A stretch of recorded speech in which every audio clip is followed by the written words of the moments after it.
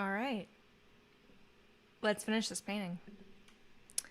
So, for those of you who have not joined into this series of streams yet, this is a small study for a much larger self-portrait that I'm going to work on. I'm pretty pleased with where the study has gotten to, and I think it's just about there. And what I really wanted to do today was apply some of the technique that I kind of discovered on my previous video, the painting of Loish as a toddler. So I'm going to be busting out some medium and using that for the finishing touches today.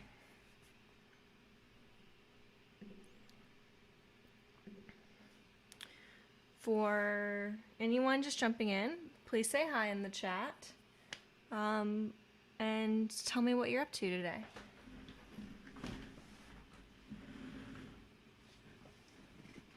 All right, so we have medium.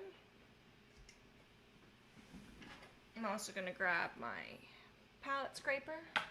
It's going to come in handy, and I need to put some paints out on my palette.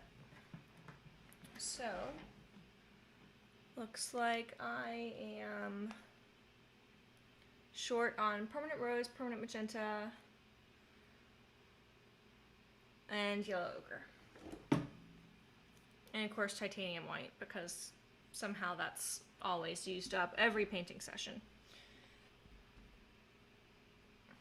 Very hefty tube.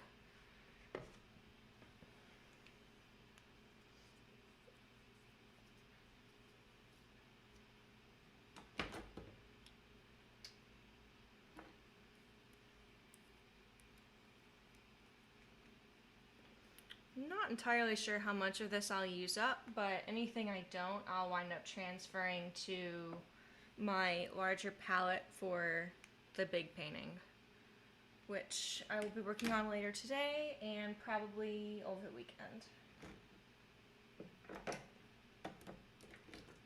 Okay.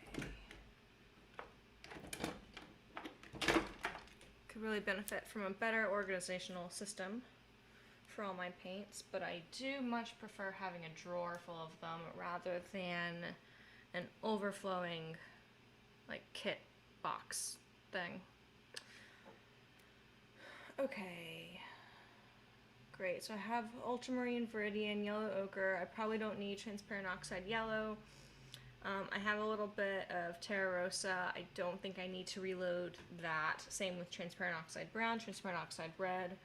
Permanent magenta and permanent rose I just replaced. Cadmiums are all doing fine, which just leaves titanium white.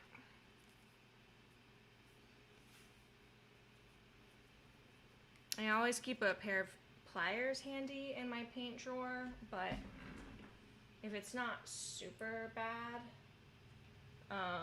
I can just use like the cloth of my clothes to get paint caps off. Alright. We've put our paint out. Sorry, I know I was a little bit far away from the microphone there. Hopefully I was still audible enough. I will be easier to hear from here on out. Okay. With my palette ready, I'm going to go ahead and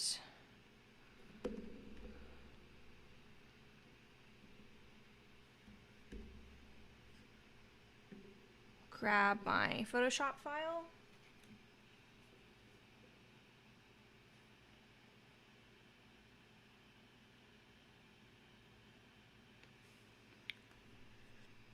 Just taking a picture of where we are at, and I'm going to quickly compare that to my reference. And as always, if you want to better understand what I'm doing with my phone right now, I do have a video on that. I think it's like the best hack for painting from photos, I think is what that video is called. Or it's very close if that's not the actual title. Okay.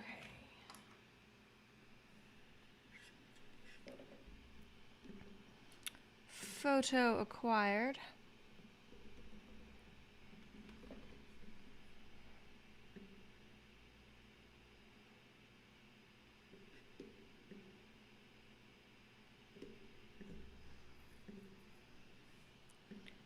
Just kind of lining everything up in Photoshop now so I can use it to double check the work that I've done.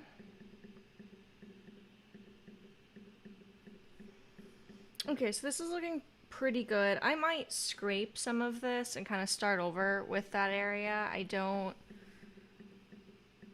love how it got away from me, or at least that's what it feels like. So, but the vast majority of this I'm pretty pleased with, and yeah, I think we'll be able to wrap this up today. So first, I do want to see just how firm this is.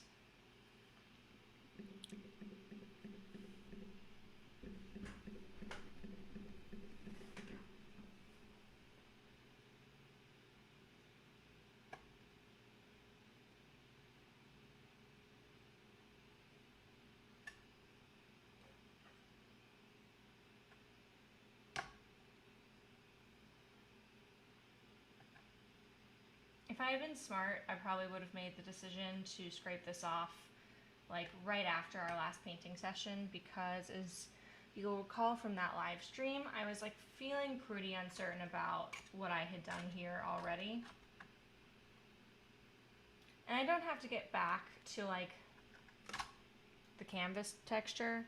I'm just trying to kind of remove any unnecessary impasto.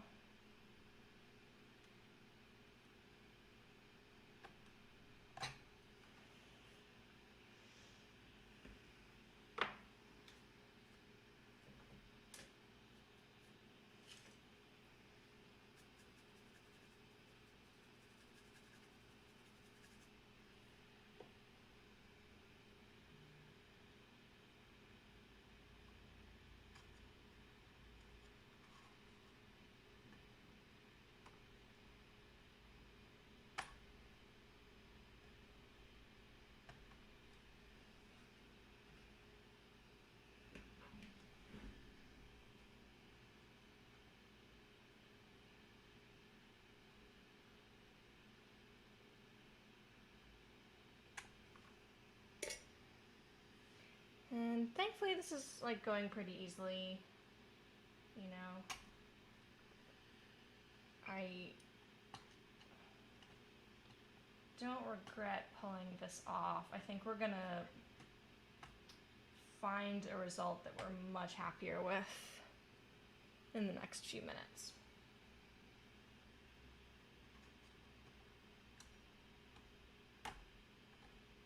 And part of the reason why I'm able to kind of handle the painting as firmly as I am is that I'm confident that it has gotten pretty dry.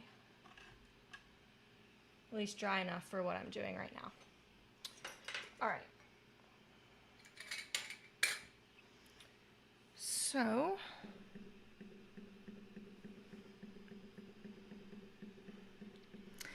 I really like to tackle this area first, I think. Just using a kind of springy brush to see if I can get away any residue. All right. This is distracting, and I think I can pretty quickly get it to where I want. It's not that complicated a section. And I'm going to try a different approach. So rather than going in with the knife, I think the knife might come in only at the very end.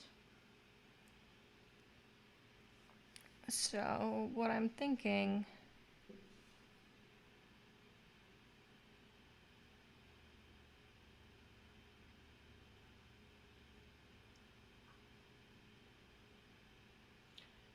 is I'm going to start with the brush, try and build up the color I want, and I should be able to get it pretty much to where I want just with that. As you can see, we have a pretty good match already for some of that color.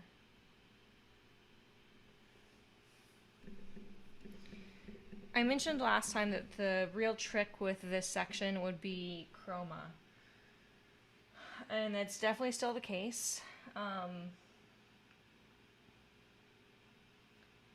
So I'm trying to kind of start with just getting the value right.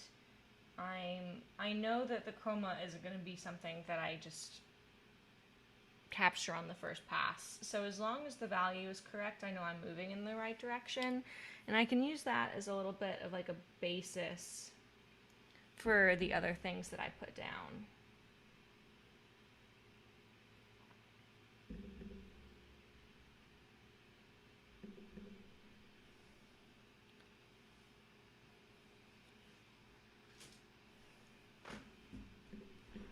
So my paint here is thinned out with Suchi Bosley's medium, which is 30% linseed oil and 70% Gamsol.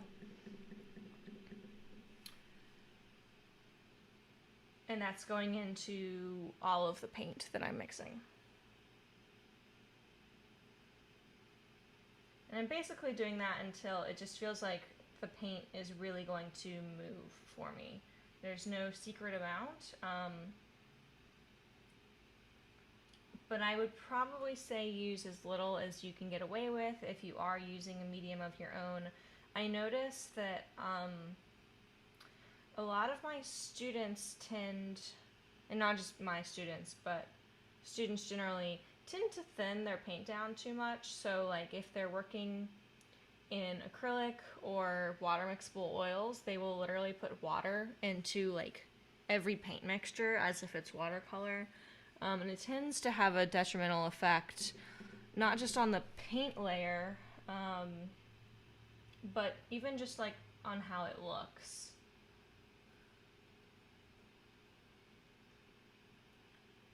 So I definitely don't want anything to feel too thin. Okay, that's looking nice. And I'm not being shy about using a lot of brushes for this because I have a lot of high chroma mixtures that are going to be going into one another. So I do not want to start making something super muddy. There's a nice little accent here that's like permanent magenta and titanium. This is what that mixture looks like to me.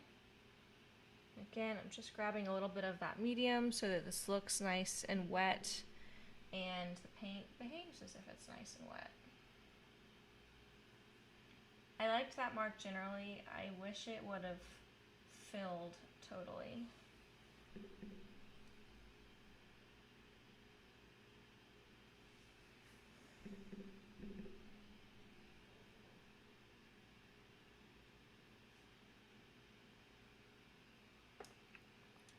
Alright, and we have one more color that hasn't really gone in yet, which is this sort of like salmon-y, dusty mauve color. Really good description, I know. I see this as permanent rose, terra rosa, and white. Probably pretty heavy on the terra rosa.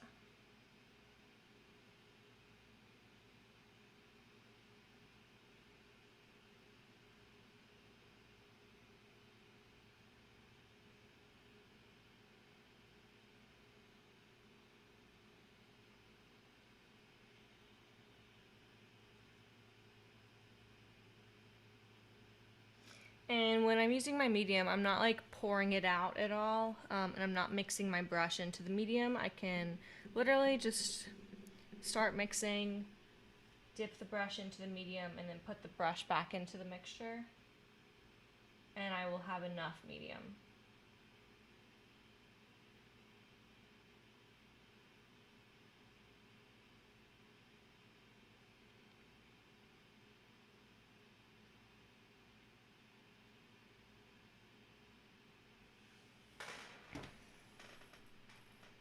Alright, already that's looking a lot more pleasing.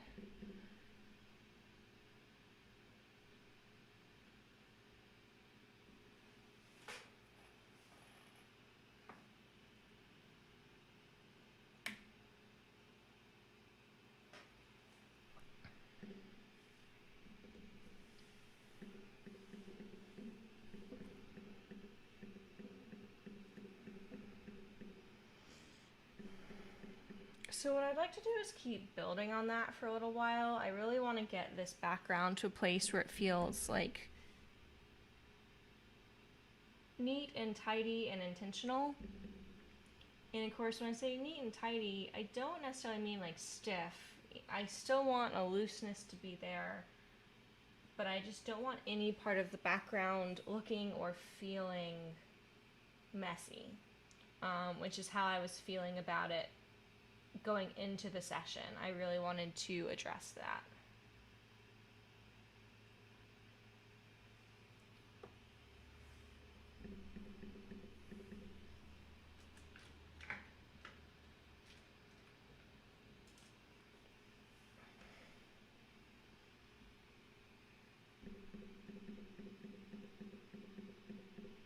Okay.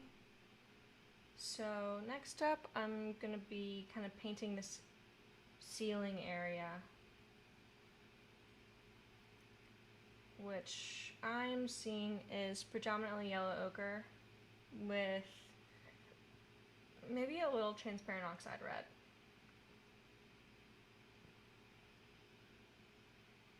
A lot of this does have a good bit of nice transparency in it, and it's a pretty accurate color, so I don't want to kill that. I just want to build on it a bit.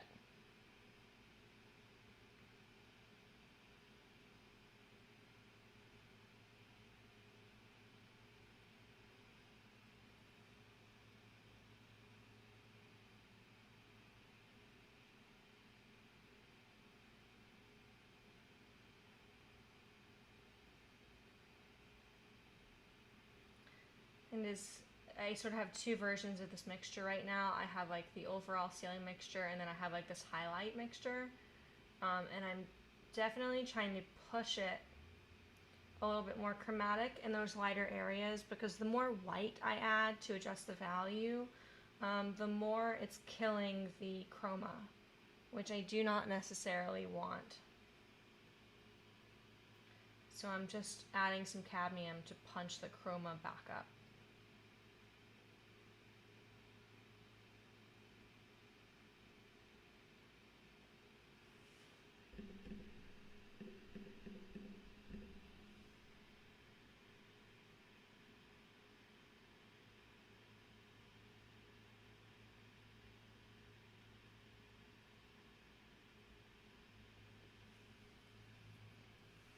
So first, there's that lighter color. I'm gonna go ahead and get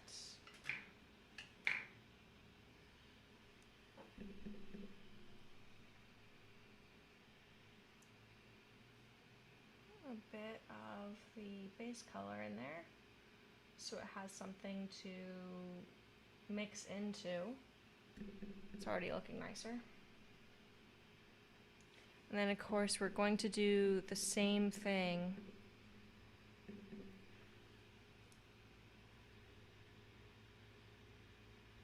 on the bottom. Hey, Boomer.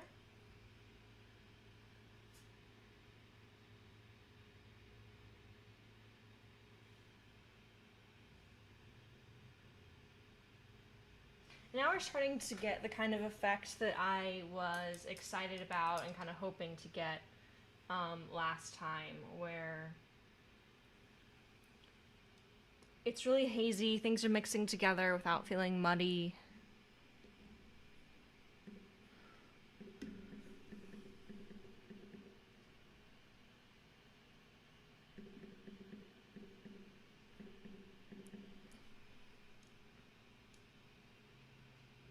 overall, I think these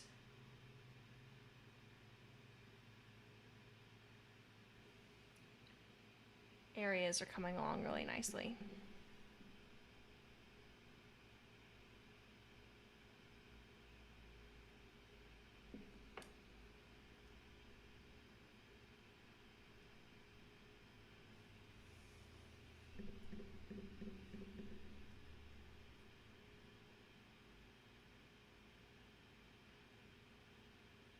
So I had kind of thought at first that I would wind up getting that like juicy wet feel from palette knife work, but it just quickly felt like it was getting away from me.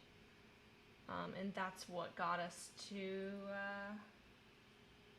try this other approach. It's obviously very different in that it's quite a bit thinner. You know, I'm not building up a lot of paint with a palette knife, but the idea is to get that same amount of juiciness that I was going for, and that's why I have no qualms about kind of changing it up.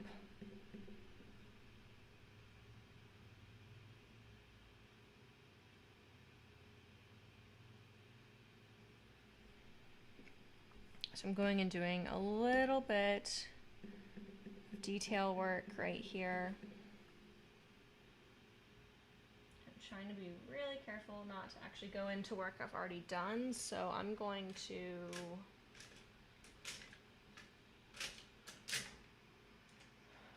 grab another brush for this. I'm going super small, and as much as possible it's helpful to have a brush with a very like tight, clean shape.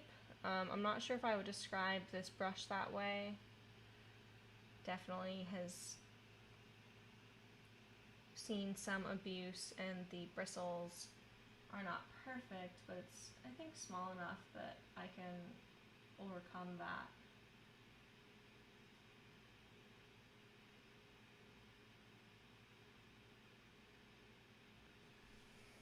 Okay, now that's looking pretty good. I have a couple really small adjustments to make in the nose and lips, but overall that's looking very close.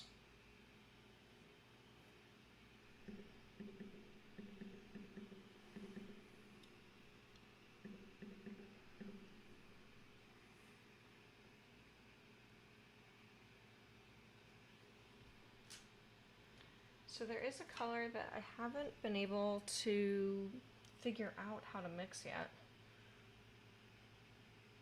which is this kind of like glowing blue purple, I guess a lavender color is how I would describe it. Alright, this is almost painful.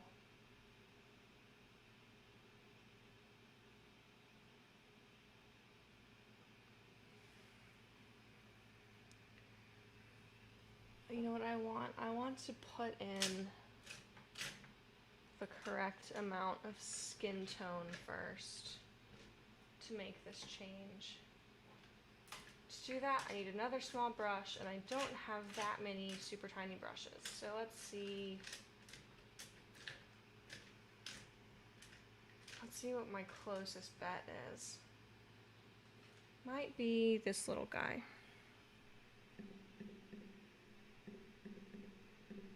Actually, okay. Let's do this first. Oh, I hate having to make this change.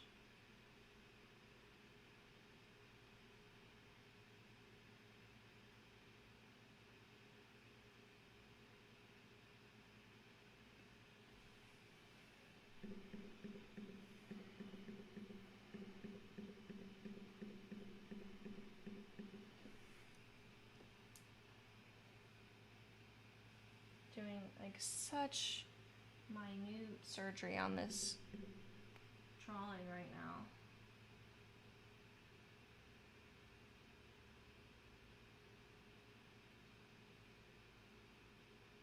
Obviously, I don't want this level of detail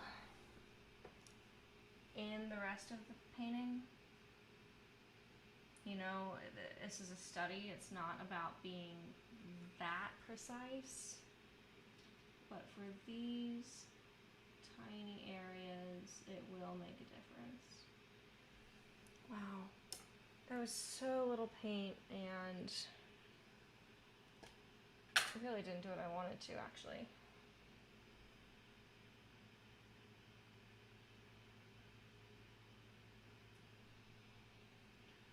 Just erasing with Gamsol now. I think I had the right idea, I just took it too far.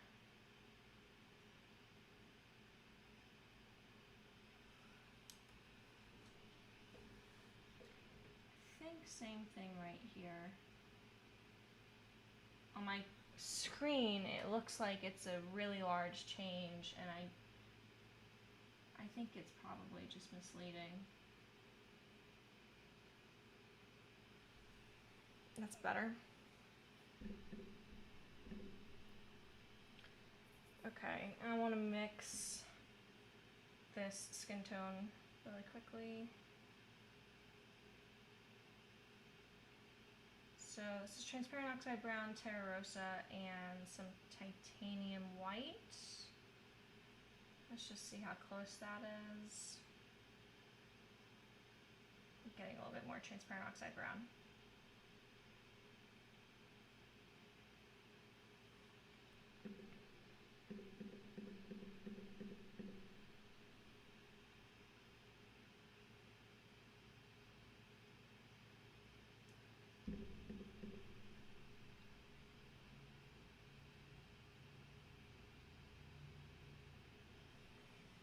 Okay.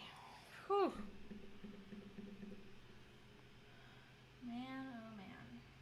That was...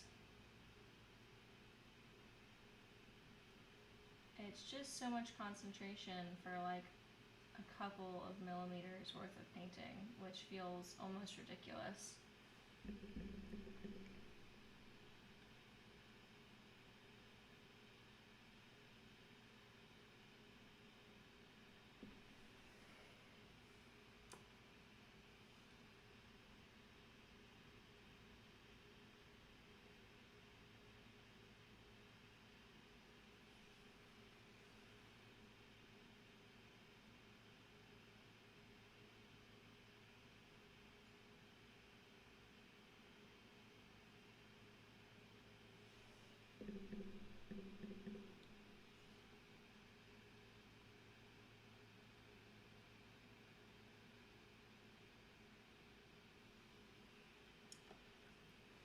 Okay.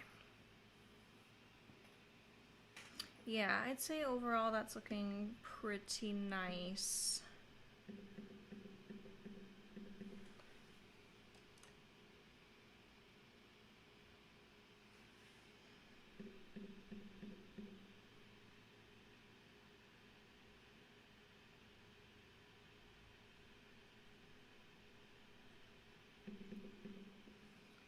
Now just to scumble some of these colors back in.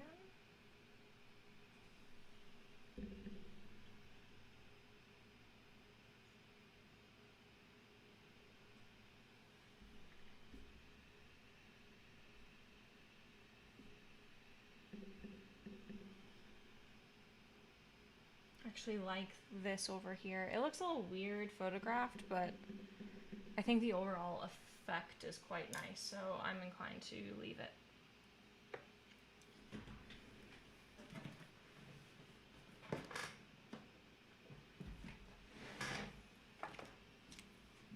Decided I do want some transparent oxide yellow,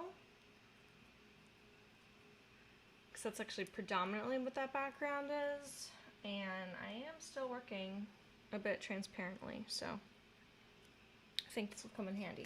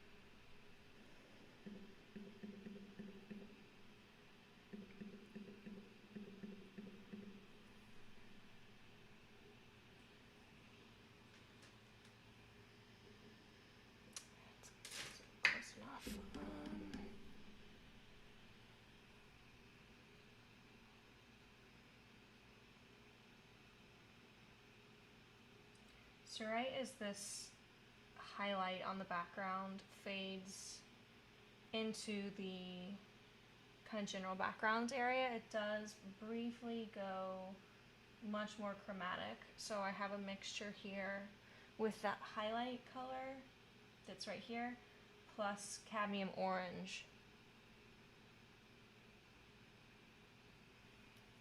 That looks nice. That's gonna go, now I don't wanna like go overboard with this, but I am gonna go apply it over here, because I think that's what was missing. And up here.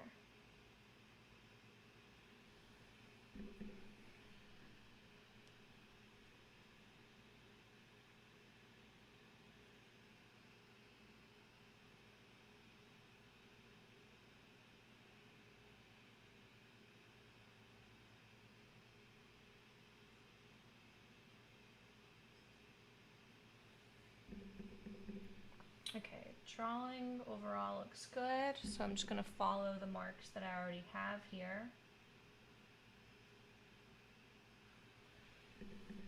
And I know I'm going to be coming in with more paint so that I can mix wet into wet, so I'm not being too particular.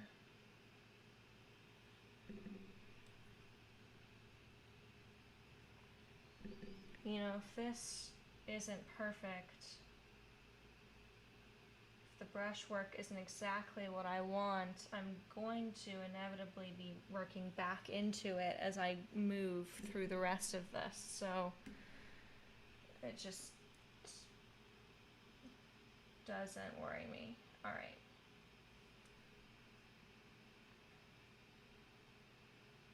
I feel like I somehow lost a brush. I could have sworn I had one brush of a different type that I was working with, but apparently not, and apparently I might also be losing my mind. Yes, that's correct. I am going to do a much larger version of this, and this is where I'm working out some techniques for that, and just generally seeing if there's anything about the composition I want to tweak before I go to that large version. Precisely.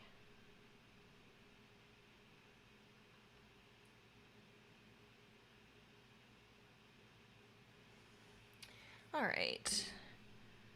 So right here, kind of defining this highlight shape, and then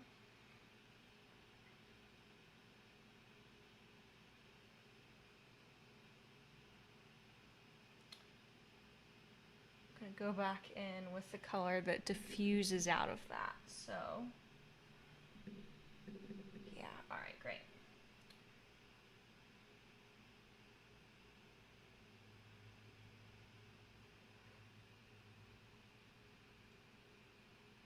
So here you can see where that mixing is happening that I was talking about.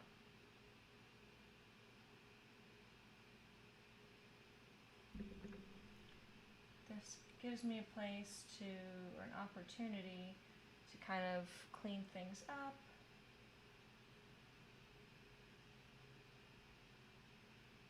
Further work things until they feel about right to me.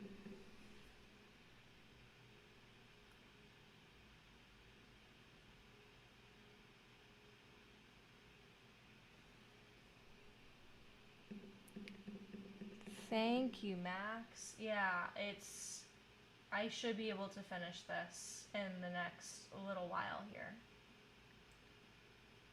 Unless I just suddenly see something that I did not catch before, I think we're in a pretty good place. Let's see, okay.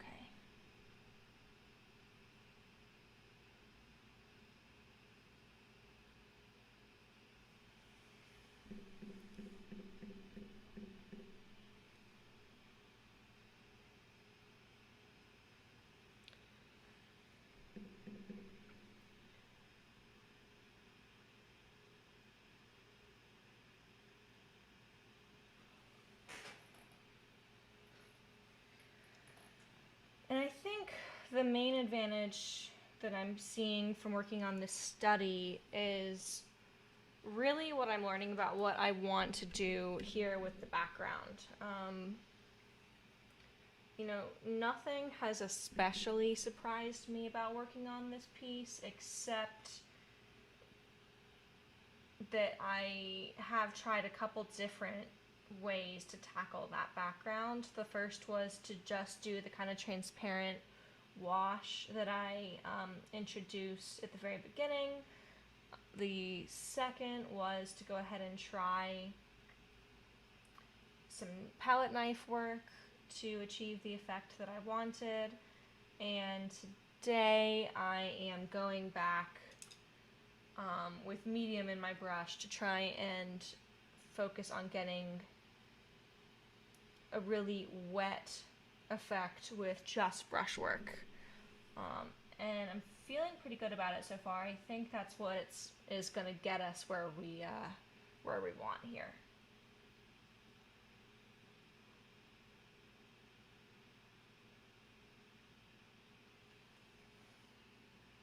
Alright, so that color that I just put in, it's kind of like a base. I need to take this lighter. So I'm just introducing a lighter value mixture on top of that. It's going to mix into it.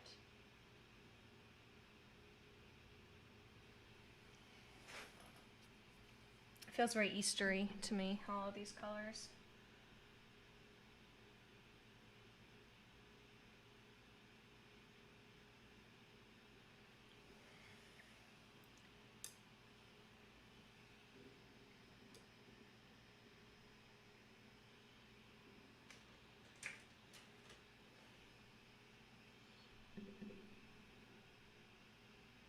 Okay, have a clean, dry brush.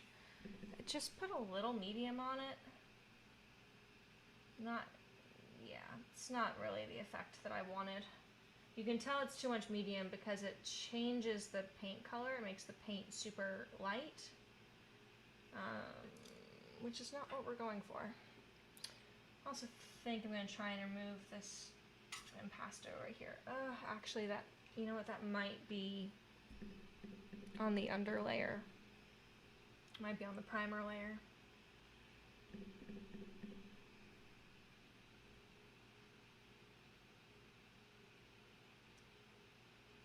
Alright, adding back in some highlights.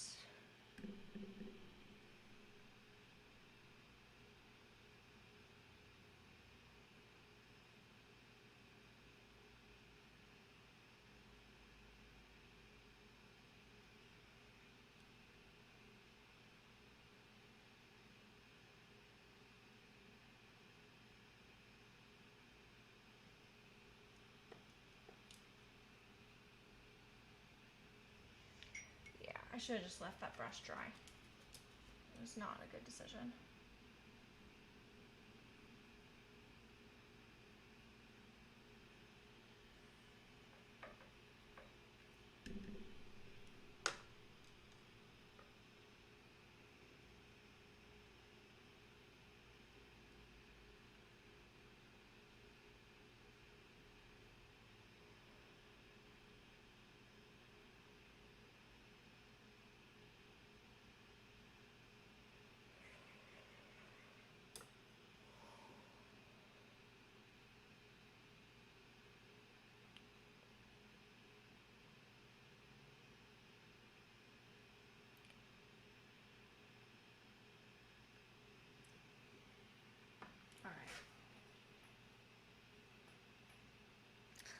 Looking better.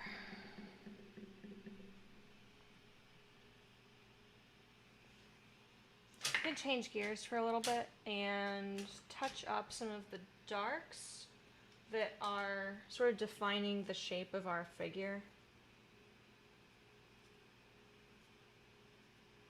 This is not the brush I'm about to use. It was just a brush that clearly needed some reshaping. Alright, so what brush do I actually want to use for this? This is a 3/8 inch extra long Eclipse comber from Rosemary. That's basically what I've been using this whole time. It's just various sized Eclipse combers, with the largest being a 3/8 inch. I have a couple of size 3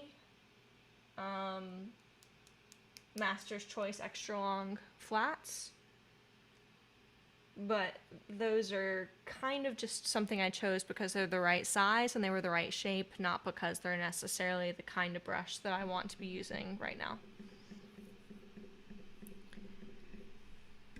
So this mixture is going to be predominantly ultramarine blue deep. And then I'm going to take it to black with just a little bit of transparent oxide brown.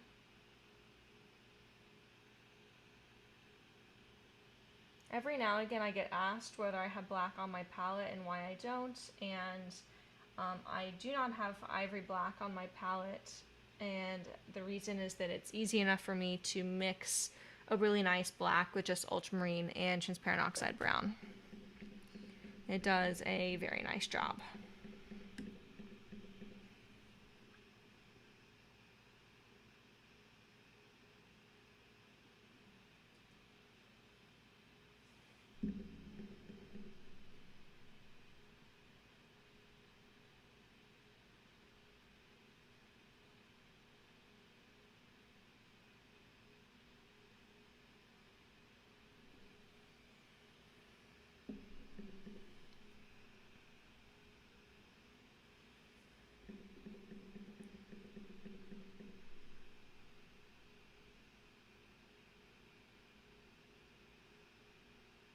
So I have this like highlight here.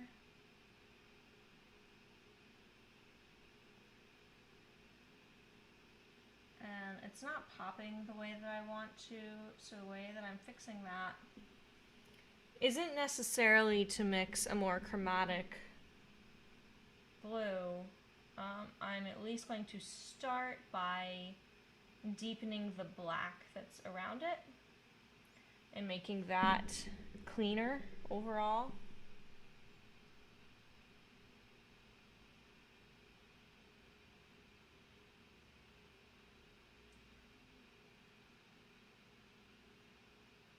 And then, if I do want to deepen that mixture at all, it's going to be easy enough to do because I have the right context sitting around that shape.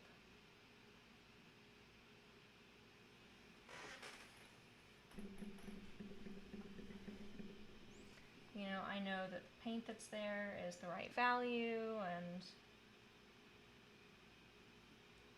overall it should just work.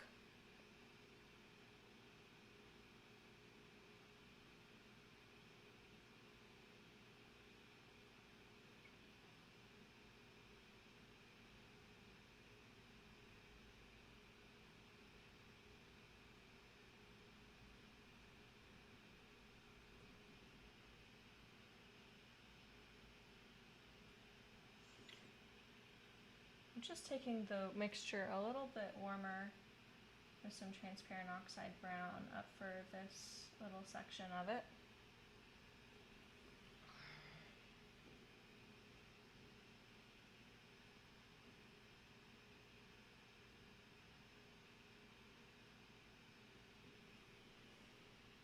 All right.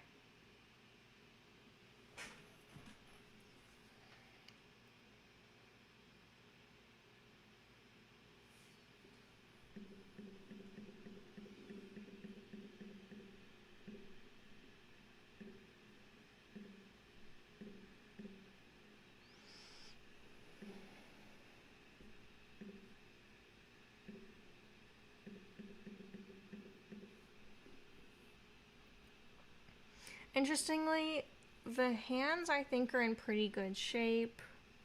There's not too much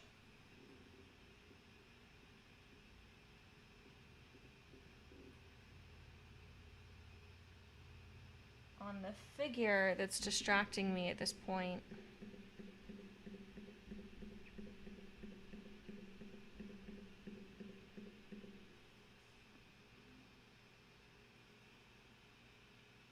My cat cat is snoring and it is distracting me.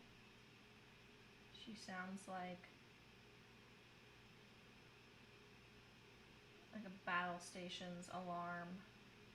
Just a really quiet one.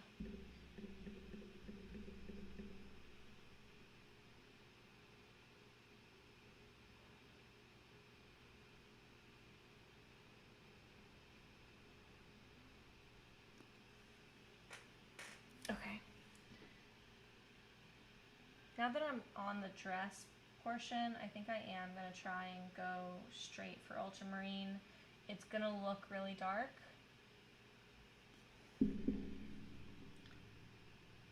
But hopefully also feel a little bit distinct from the background because it just has that much more chroma than some of the other sections we've been painting.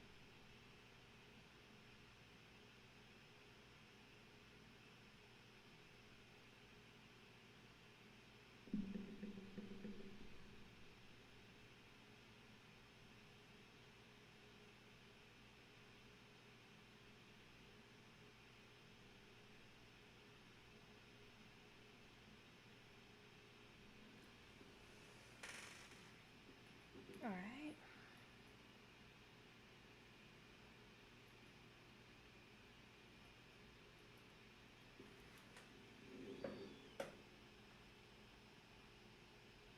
Hey Todd, how's it going? What's for lunch today?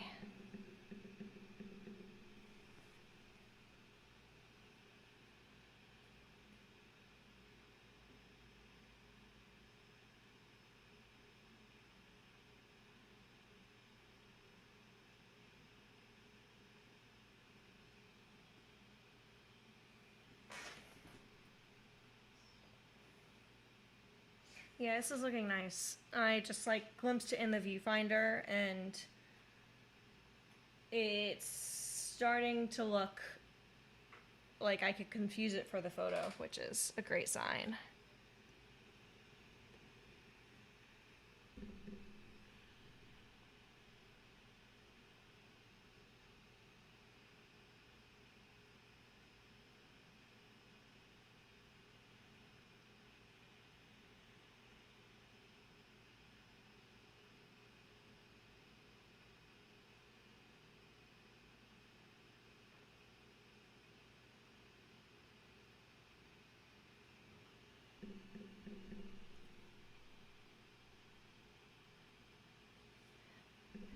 That's a nice edge.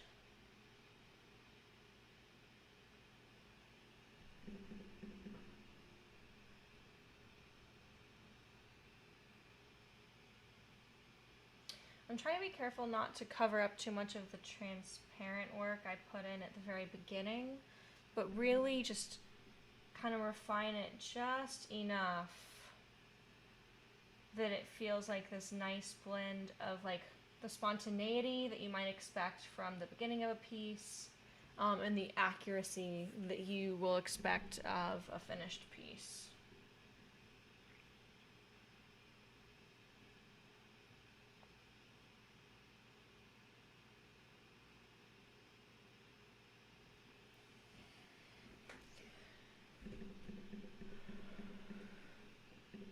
Ugh, pizza. That sounds great. I'm always torn with pizza because it's so craveable, but I just don't feel great after I eat it. Surprise, surprise. And I try and hold on to that, remember, you will not feel great after eating this. Proceed with caution. Doesn't stop me from craving it. Okay, I like that. That turned out quite nice.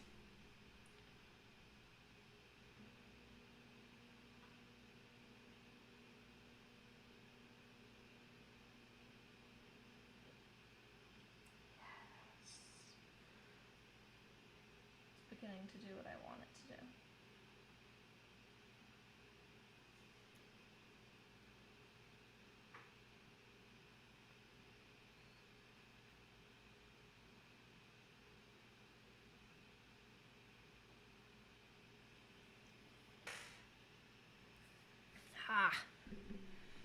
It looks so nice, so soft.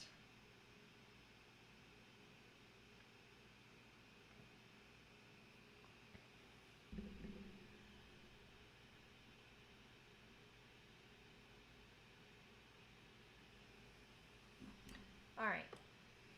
I need to reintroduce some of the darker portions of the background. I'm gonna grab a slightly larger, nope, it's a size 3 Master's Choice that's just been beat up a little bit more than the others that I have. And I'm just gonna see what happens if I go straight in with it. It's dark, but it's kind of what I want.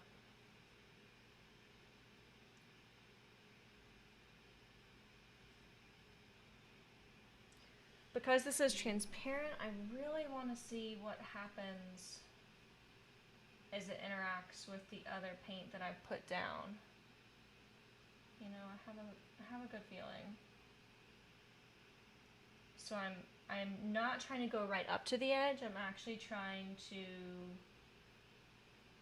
work into the existing edges, work into the existing paint.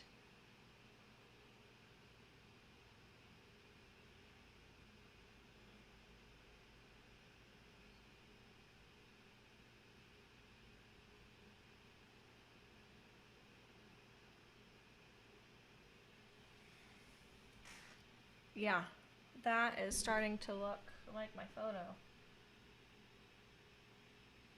You know, we tend to focus on how our subject is either helping or not in making the painting look realistic or just achieve whatever result we're going for, but a lot of the time it's the context around that subject that really makes or breaks the painting.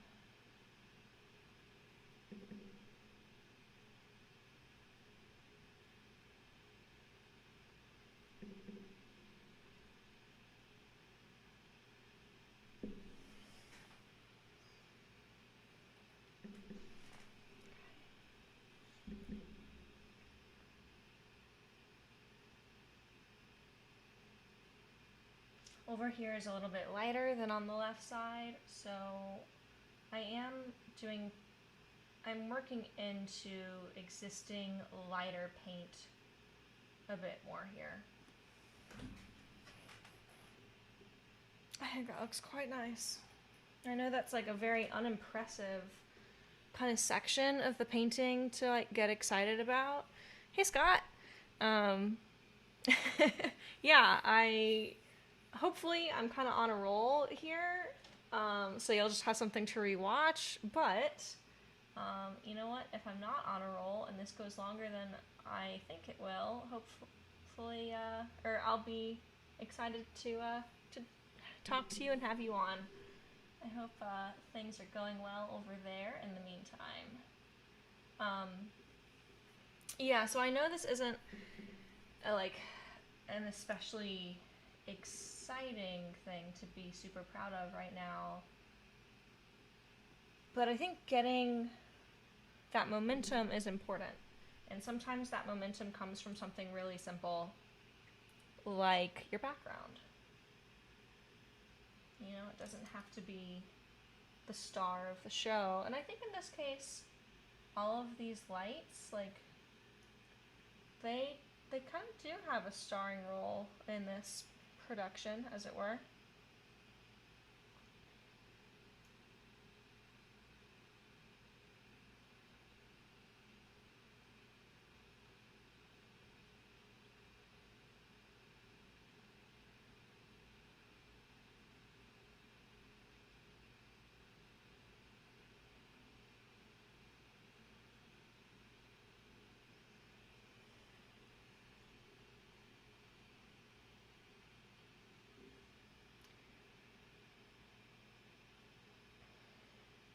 Decided I was like pussyfooting around this and that I needed to just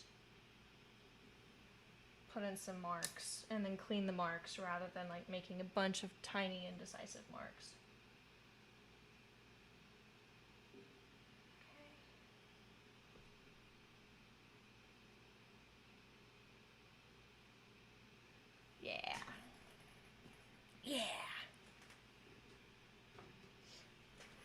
I don't talk to myself this much while painting, but I mean, sometimes.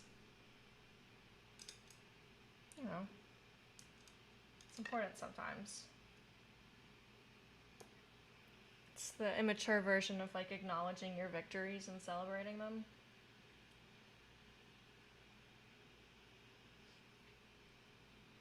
Alright, there is one more little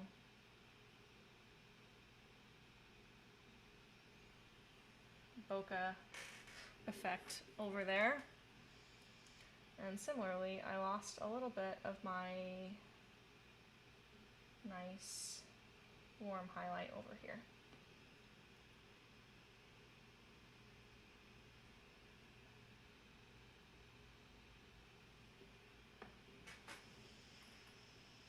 This is looking good, guys. It's gonna be a nice painting. Woohoo! Okay. I've already changed a lot here, so let's see how we think it looks.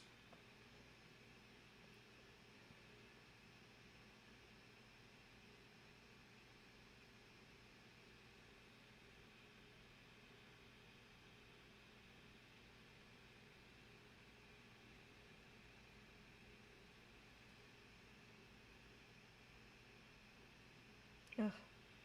My phone made it totally square. It like never actually successfully does that. I always have a little bit of like weird parallax distortion on my image.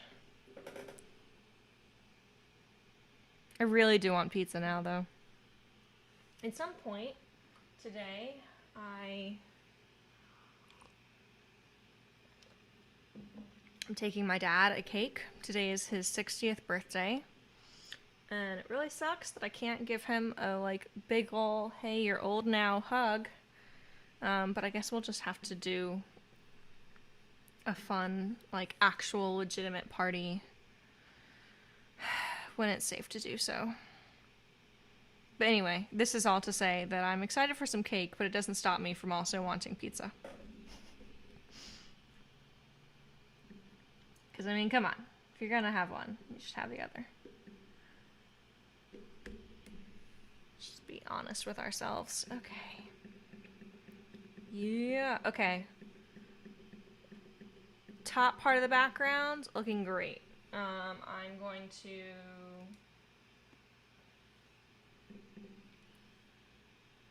really quickly, like, redefine that.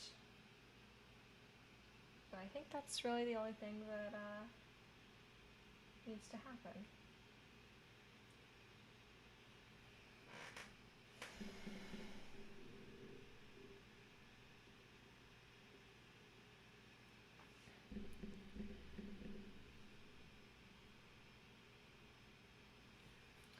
Alright, anything else in this section before I move on?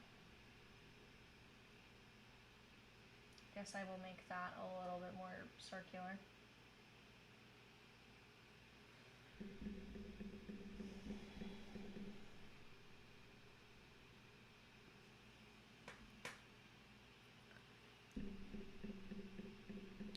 Overall, this looks quite nice.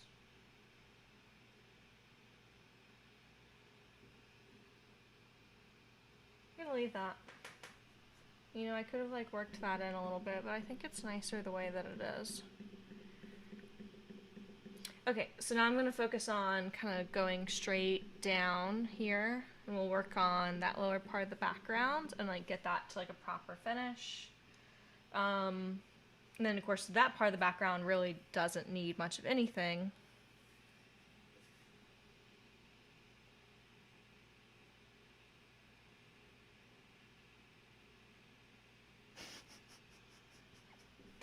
Sorry, Todd, I'm just reading your message about a curtsy for turning 60. I don't know what he would do if I curtsied, but I will say that the stream wishes him a happy birthday.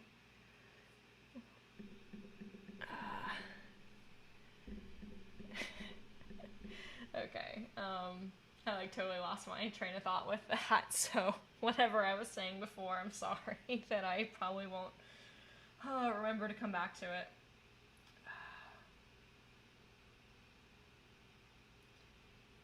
Okay.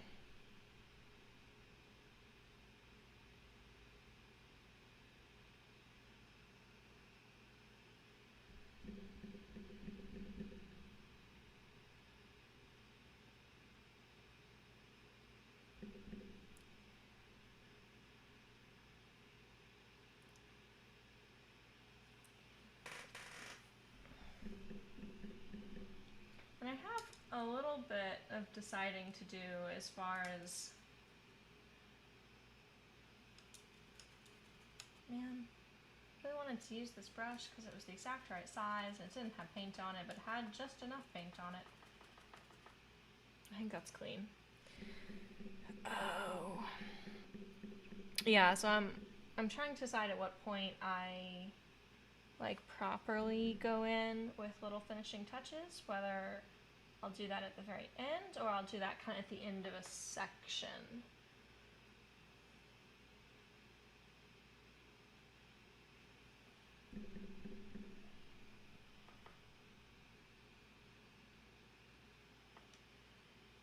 Okay, I like how that looks. Got some like interesting brushwork happening, colors look good.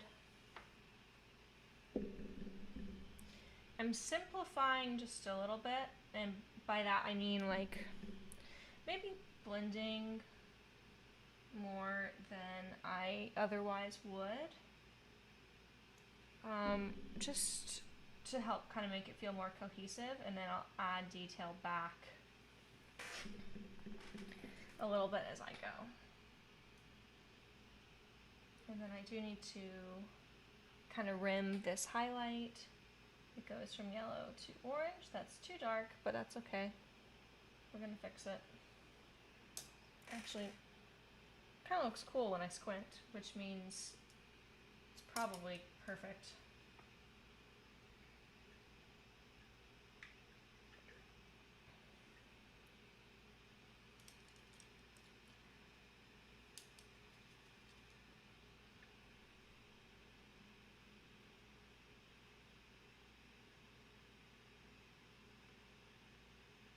Okay, that's as much as I'm gonna do to change that. Then, taking my deeper purple color,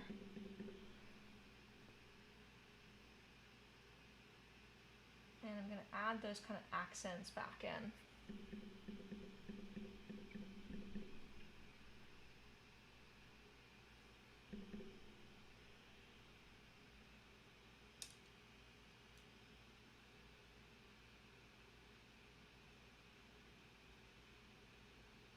So I read all of the Cormoran Strike detective books. Was extremely sad when I was done not to have any more of them to read. Started watching the TV show because any book I picked up was just a disappointment not to have the same characters in it. And then I finished the TV show, and now I'm trying to convince myself to like start a new book, and instead I just restarted the novels. So that's where that's at.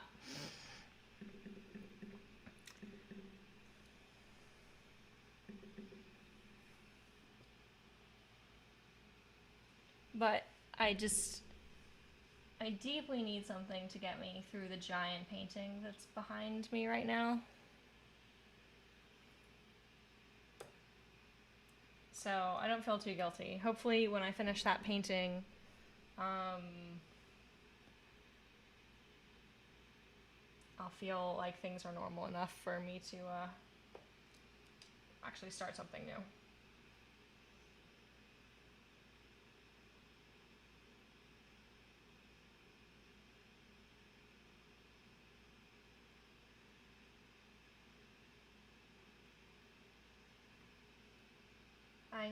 While I was doing the lowish painting that I posted earlier this week, I was listening to the very beginning of Outlander, trying to like give that a try as something like pulpy is not the word, but it's the closest word I have. Like, just, you know, something like long running that I could super get engrossed by to listen to while I paint. But it's not doing it for me yet. Like, it just seems like boring and sexy. Like, those are the two things that it goes between, and I can't tell if it's gonna get interesting or if it's just like really, really, really long smut.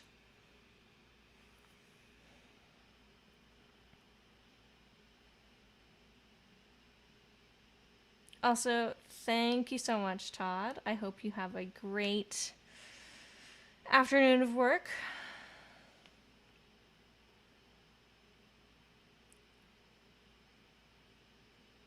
I'm glad.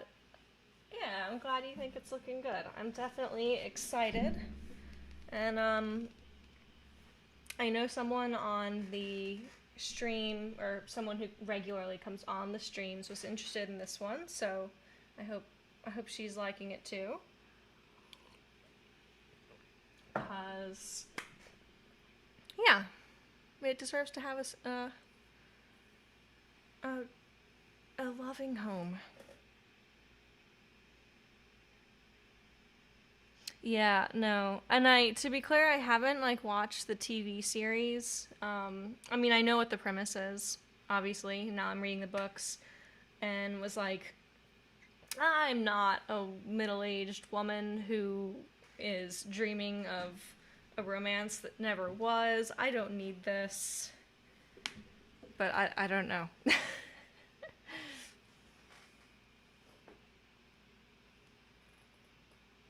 Okay.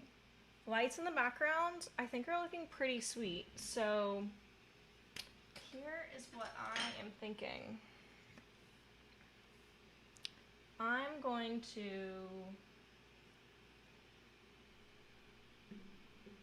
Okay, is that actually like pure white? Yes, it is.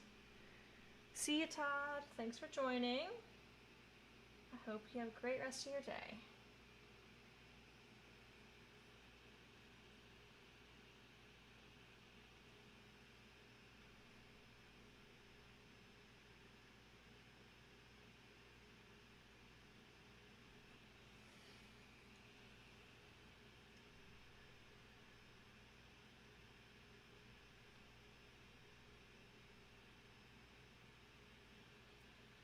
You know what I'm learning right now? That I don't work with a palette knife. You know, that's something that happens for a reason. Maybe I can kill the bottom of this. We're gonna just, you know. Oh man. Starting to wonder how much you're gonna just see me fuss with this.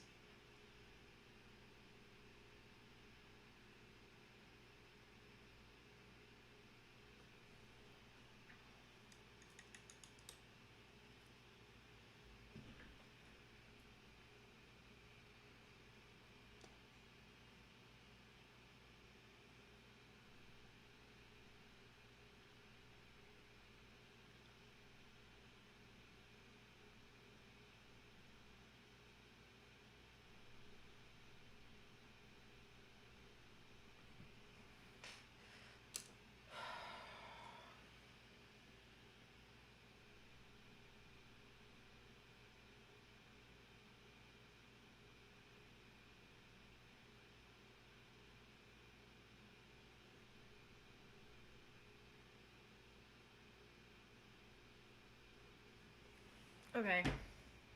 That might be the limit of my technical ability on that particular highlight. Let's see about highlight number 2.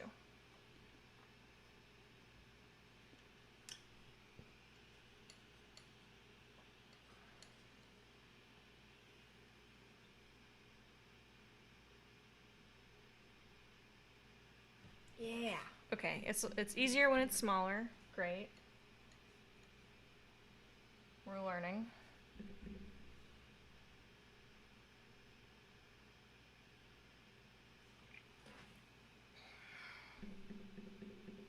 All the rest of those look pretty good. Okay. So now we come to a different highlight area. So making sure my knife is super clean because the white that I'm going to be adding is going to be a very different temperature. And we don't want anything looking muddy.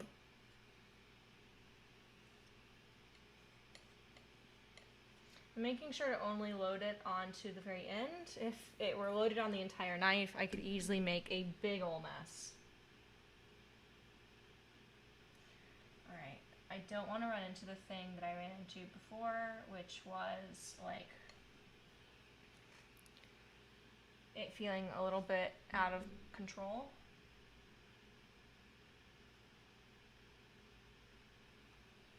So I'm trying to kind of keep it to little daubs that are that size. And this one's going to merge with our other highlight. There we go. And I'm going to take a clean brush, preferably one that's super soft, and I'm going to go ahead and let those two sections meet.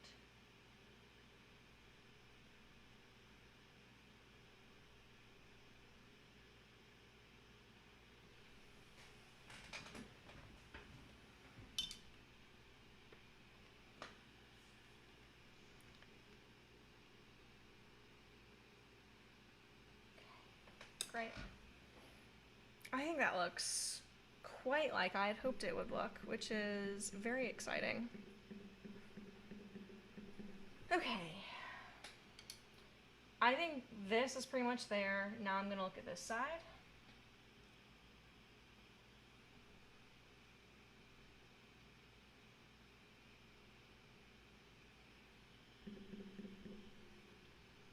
So this had a lot of color underneath, and I want to make that feel a little bit more cohesive.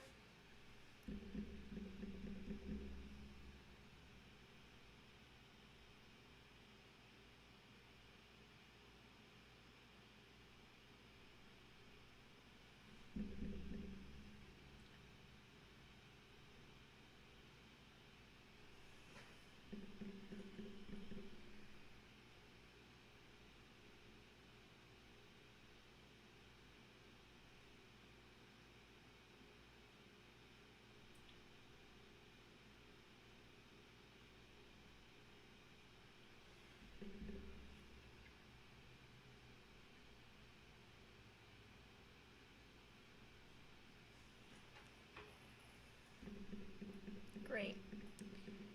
Okay.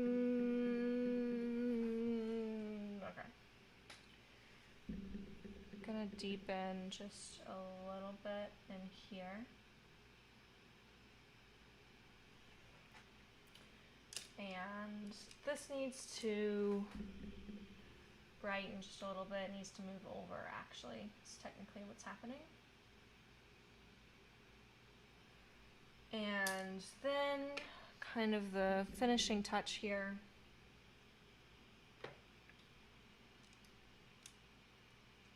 Again, I feel like this brush is just too small for what I'm trying to make it do, but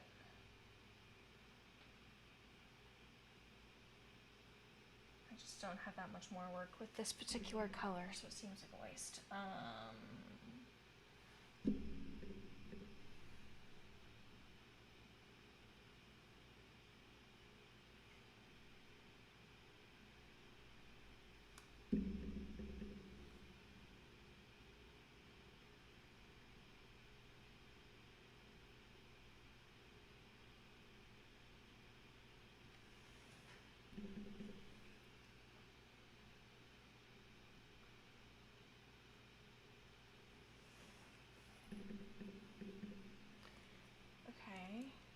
And now it kind of looks like a weird outline thing is happening, so I'm going to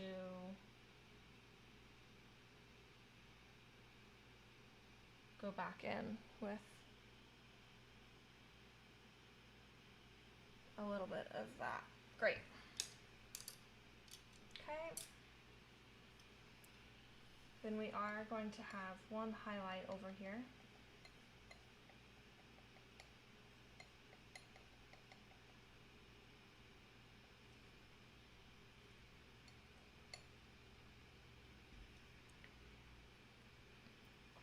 Oh, yay! Welcome back, Scott. Alright. I'm performing what feels like surgery.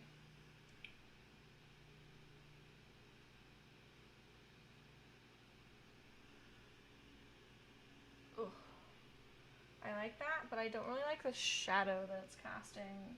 So it's like, do I smooth it a little bit? Can I get away with that?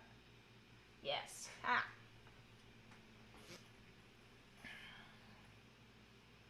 Yeah. It's looking good. It's looking good. We're gonna get there. It's gonna be great. How's your day going, Scott?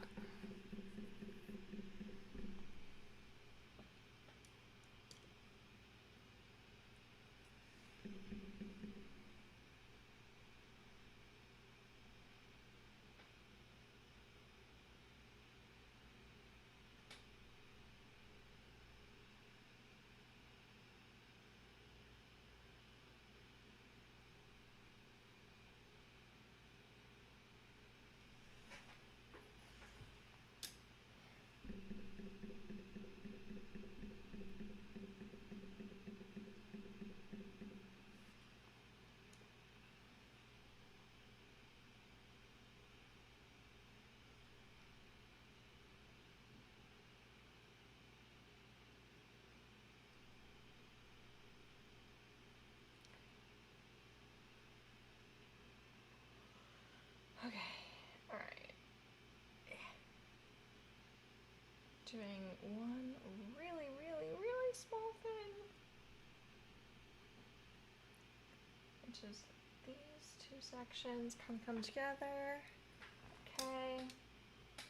Now, I'd say background for here looks great, and that's super exciting because there's not that much background other than that. So we are almost there, and to get there, I'm going to look at this highlight and that highlight. Gonna try and mix a little accent there, and I have phthalo and titanium white.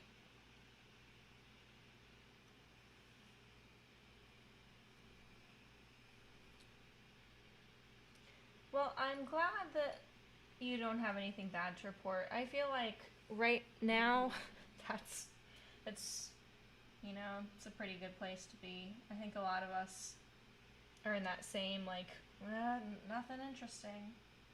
You know, I mentioned a little bit ago that later when we headed to my dad's for his birthday, and we did some like social distancing out on his patio last week, and I'm just thinking like, what are we going to talk about today? Because nothing has changed since last week. There's just nothing to talk about.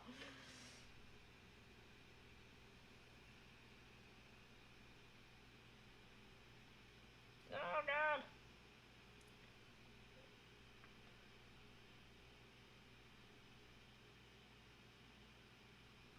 Okay. That looks better. Hopefully it doesn't look just totally random. I don't know. I might need to do a little bit of blendy touch-up work there.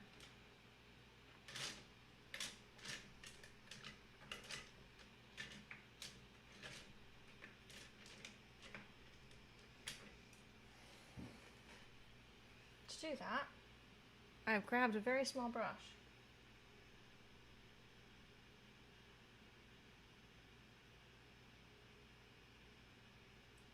And have the kind of interesting task of like, I don't want to disturb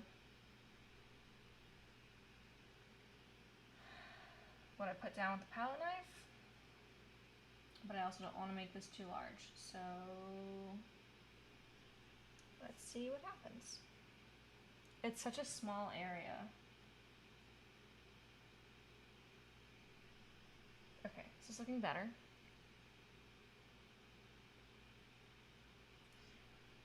I'm glad I put phthalo out because I think that was absolutely the kind of magic color that was missing here.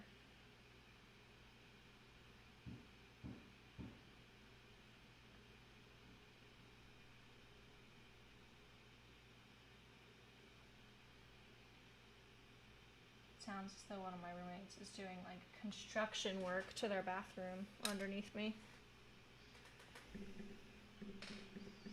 Okay, that looks great.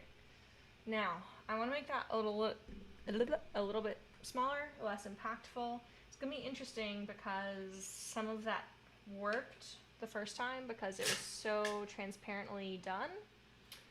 So let's just see what we can accomplish today, right now.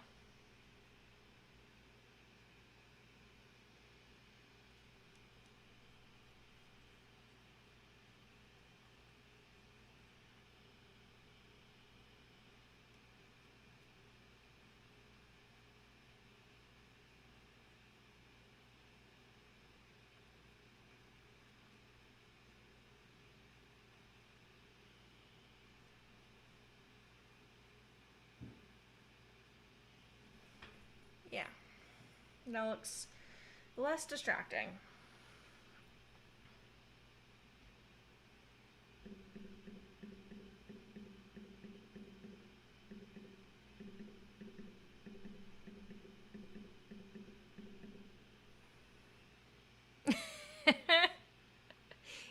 You know, everything I say, it's a technical term. The only term I don't want to use is shading.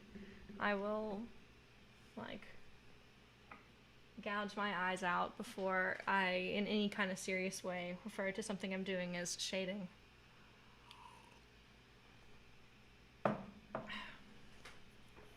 Okay. So this just leaves, I want to darken this area.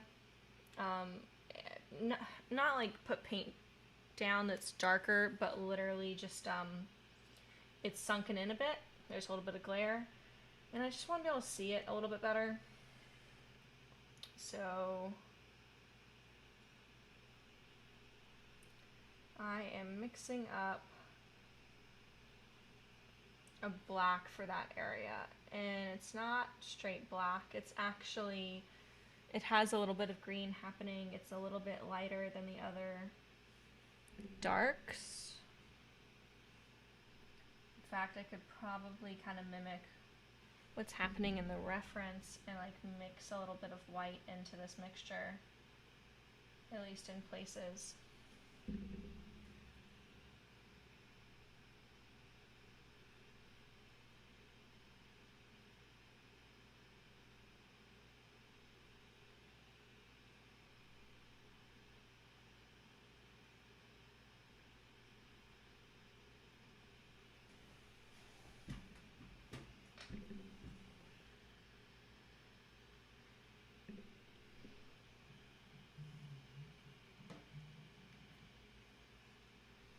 You know what I hate? Calls from numbers I don't recognize. Like, is it ever someone you want to talk to? No. No, it isn't. But you answer. You answer to be polite and because you never know who might be calling. And is it ever someone you actually want to talk to? No.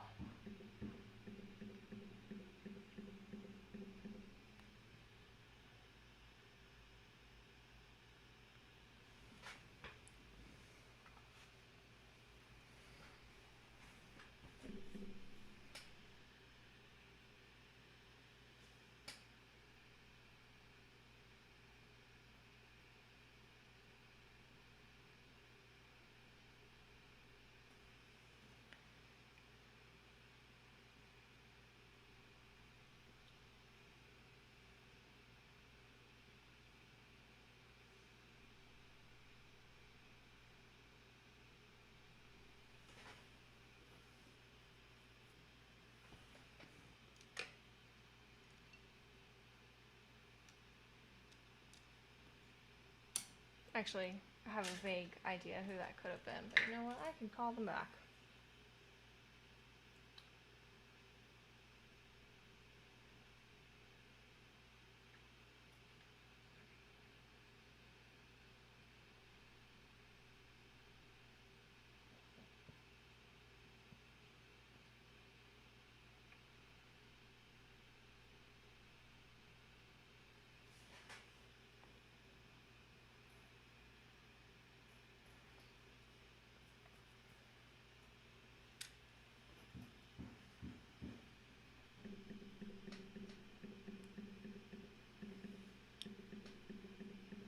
Alright, this arm, or part of the arm, upper arm, is looking good. The lower part of the arm could use a little bit of deepening. I mixed this color with some brush that was on my palette. Who knows which brush it was? Alright.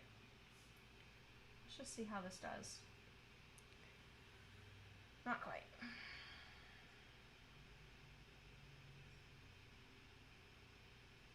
Oh god.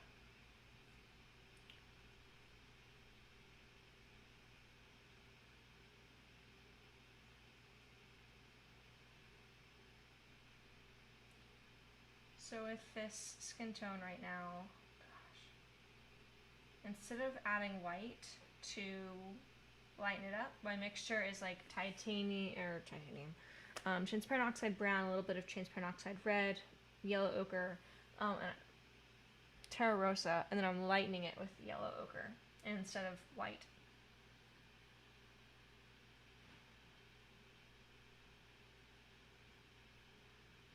There.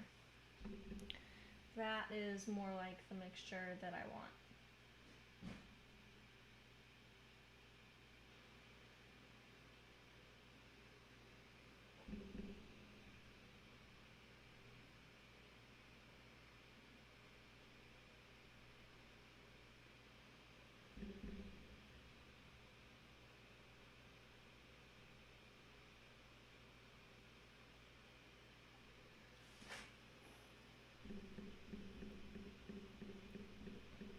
Great.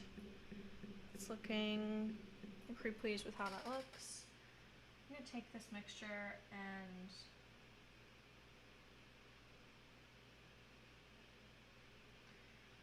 I wanted to do a little bit of work up there, but one, that's not quite a good brush size, and two, the mixture is actually not quite right.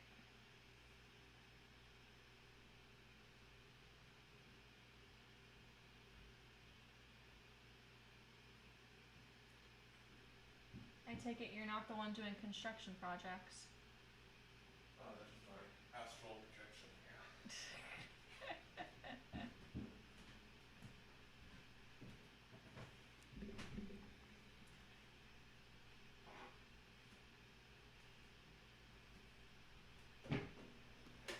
Okay, that's a little bit lighter, looks a little bit better.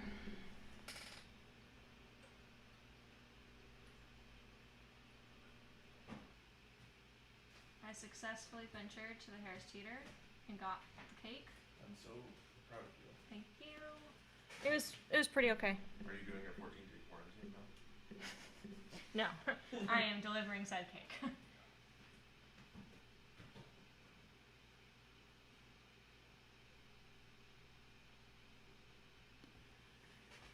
Great.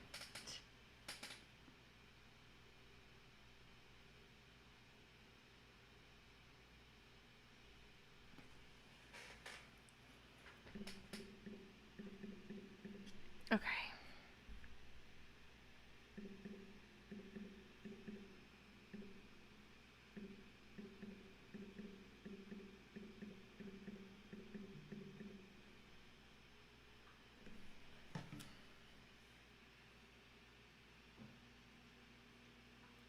Let's see what this voicemail says. Okay, great. Perfect. It was who I thought it was. But I will call them later. Yeah, I think it looks like pretty good.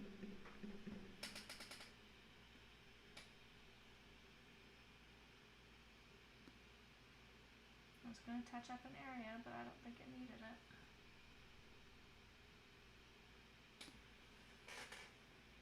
Okay.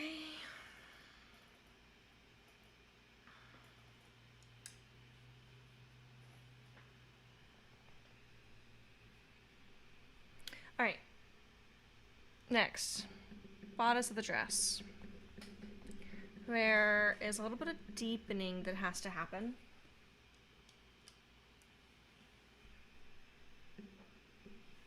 And it almost looks like the color I need is straight transparent oxide red, so let's see.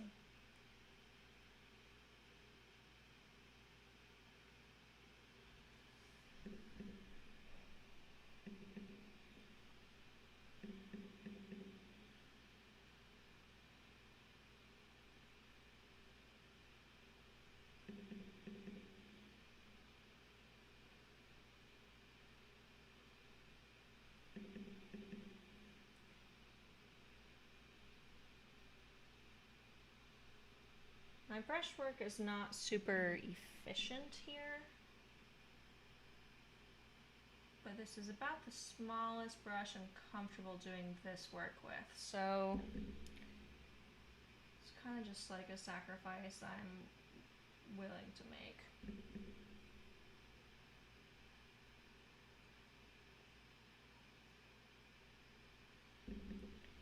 And what I'm trying to avoid, what that sacrifice usually entails, that I'm going to try and work around some way or another, is just looking fussy in these small areas. So generally speaking, a larger brush can really help counteract that.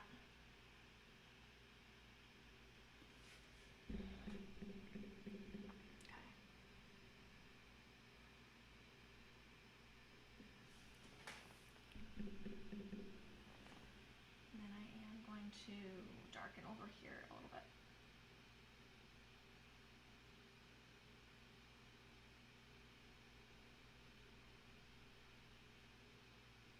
It's funny, we tend to think that like using brighter color will make our paintings brighter, but like really what makes the painting brighter is one, understanding like how to mix bright color, but two, then putting that color in the right spot and letting everything else be dull. And it's definitely something I'm still like trying to kind of work on and understand. It's not like something you just sort of figure out and suddenly your paintings just look the way you want them to. But as I put in these darks, I guess these are darks.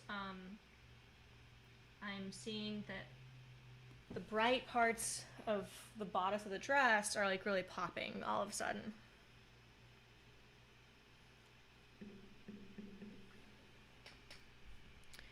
Okay, I think that looks pretty nice.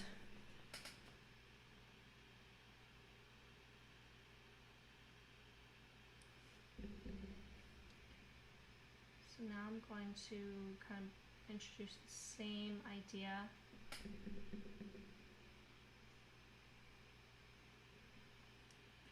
down here. Also do a little bit of cleanup.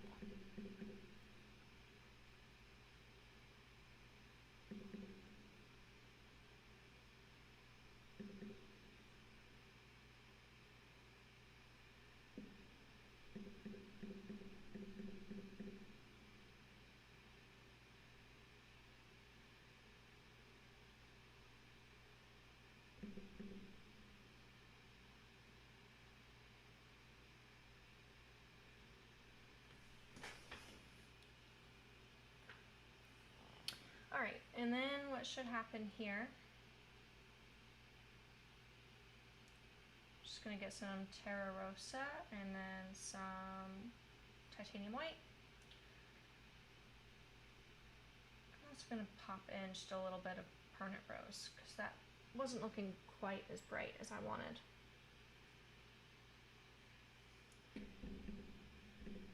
And I'm going to punch those areas up just a little bit.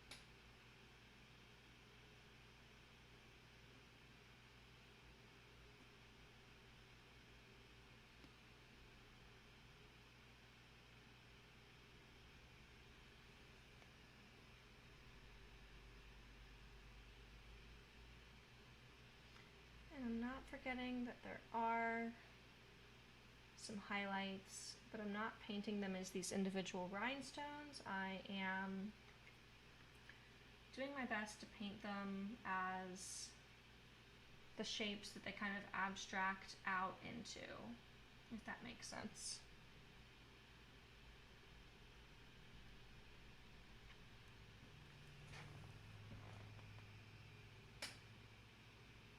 One thing I'm trying to be careful of here is that this is not, none of these highlights should be occurring on the navy part of the dress.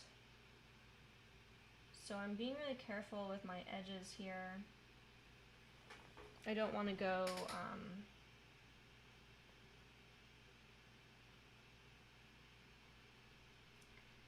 I don't want it to look too soft or too muddy as it meets with the navy. So I'm probably going to have to do some cleanup work.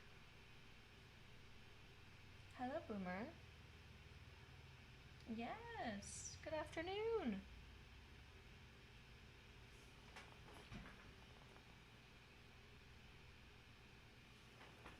Okay. So now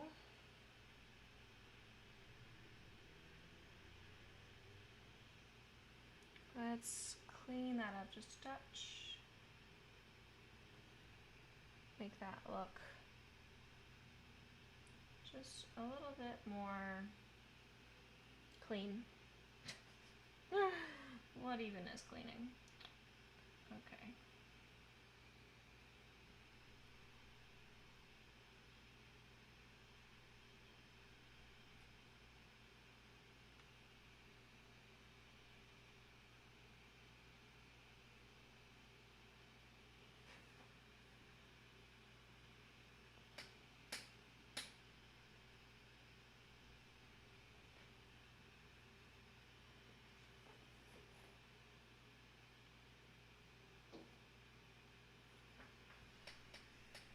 Steven, how are you? How's the house?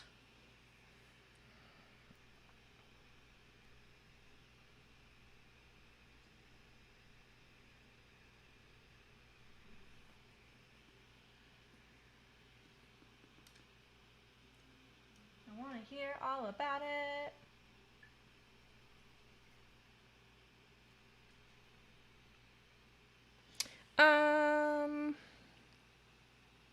When I'm actually near the mic, is it better?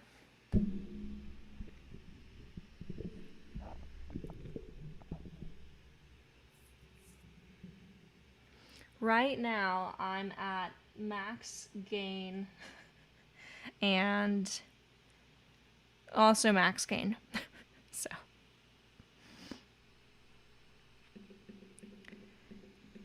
Signs point to no.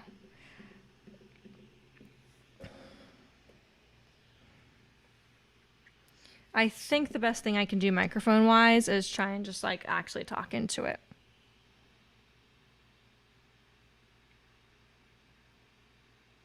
Ah. When is your move-in date?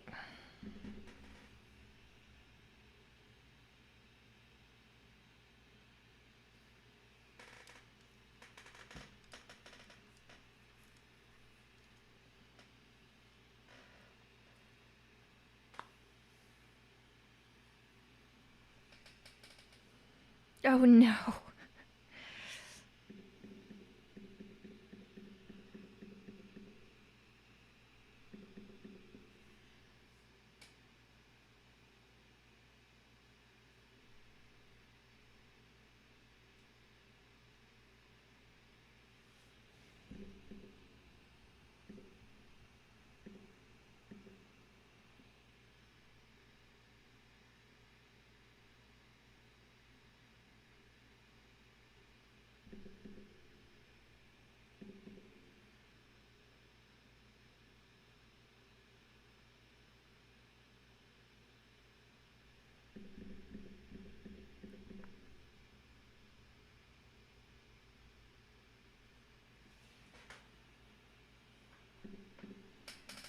Okay, I put a highlight in here that now looks very distracting.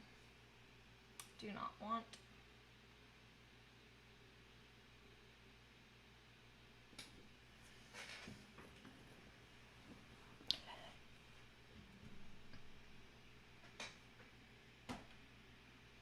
Well, I am very, very excited. I know I'm sorry that it has been slow going, but it just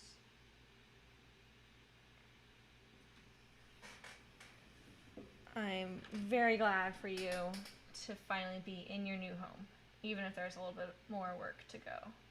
I think that's just amazing.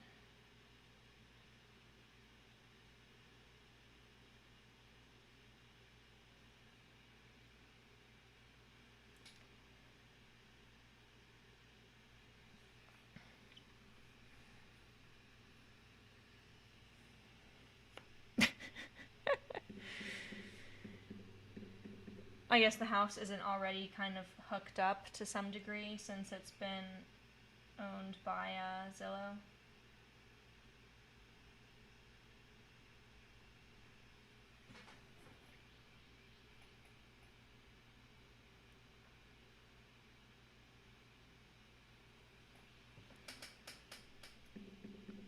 Yes, it's gonna happen. It's gonna come so quickly. And you're gonna be moved in, and you're gonna be living in your first house. And it's gonna be amazing.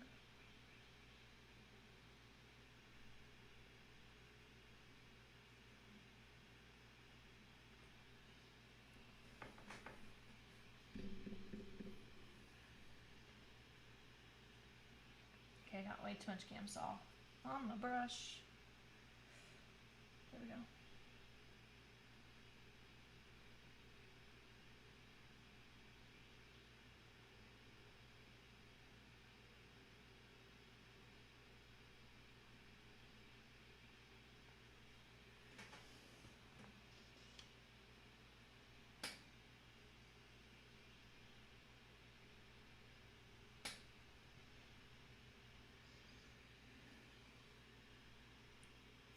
I'm glad you jumped on the stream today. I was actually thinking about texting you last night just to ask how house stuff was doing because I saw your lawn mode post and I was like, oh my god.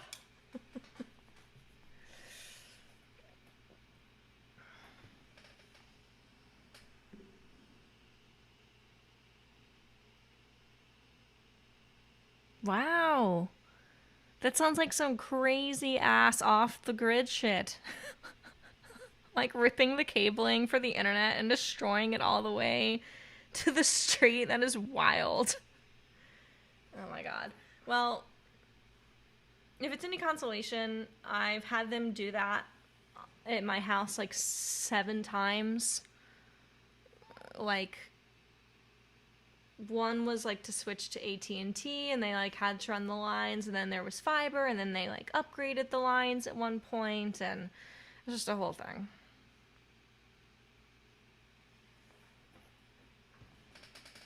All right. Okay.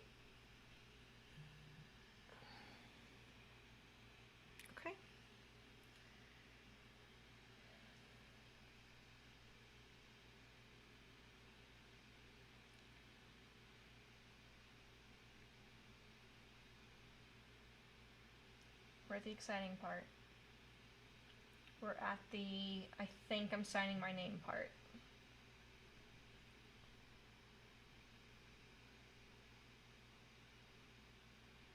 So to do this, I'm mixing up a not quite black.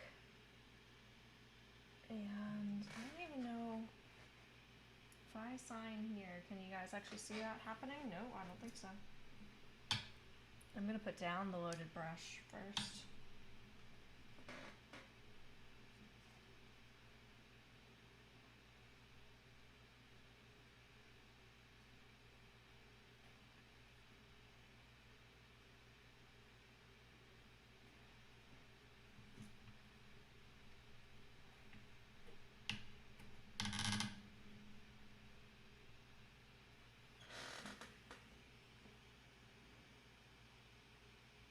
Oh my god. Yeah, no, they probably did think that the government was spying. Like one of those people. Oh goodness. The bearing shouldn't be too bad.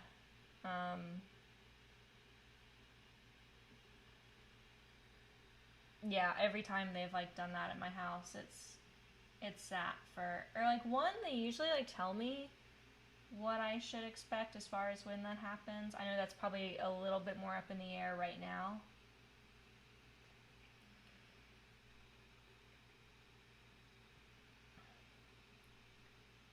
but they usually don't even like need you for that. They just show up and they do it, and then they leave, and then you have no more internet wires.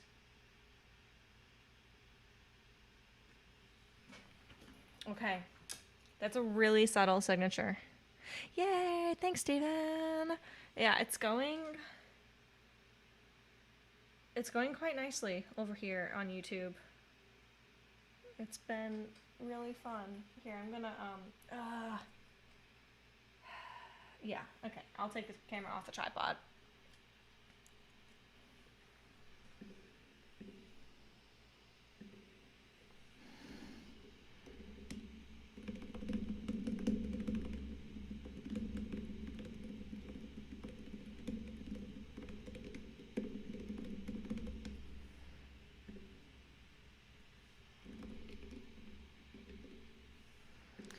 Apparently, my dad has been eating chocolate chip cookies all day, so we'll see how much the cake is appreciated. Alright. I'm going to give you guys a look at the final here. And by you guys, I think I just mean you, Steven. I'm not sure. hoping Scott is here too. Alright. So, I wish my kind of like tracking autofocus was better. I'm sure that's just me not knowing how to use the camera yet. But this is where we've ended up for the study. And I think this is, like, I'm pretty excited about where this is going to go on the big one. So, this weekend, I'm going to take a second stab at filming a video where I put linen on a big canvas for this. I think I'm doing 2 by 3 feet. Oh, yay. Oh, there's 7. Oh my gosh, my little stream indicator is totally lying to me. Well, hi, all 7 of you. Thank you all for watching. So, yeah, I had like a heartbreak happen. I was filming a video of like putting linen on a big canvas for this and was trying a new adhesive, and that was going to be like the point of the video, is like show you guys how to use this new adhesive. And I just totally ruined the panel. And I might be able to trim it down and like still use that panel but at a different size, but I'm gonna have to refilm the linen adhesion process. There we go, sorry.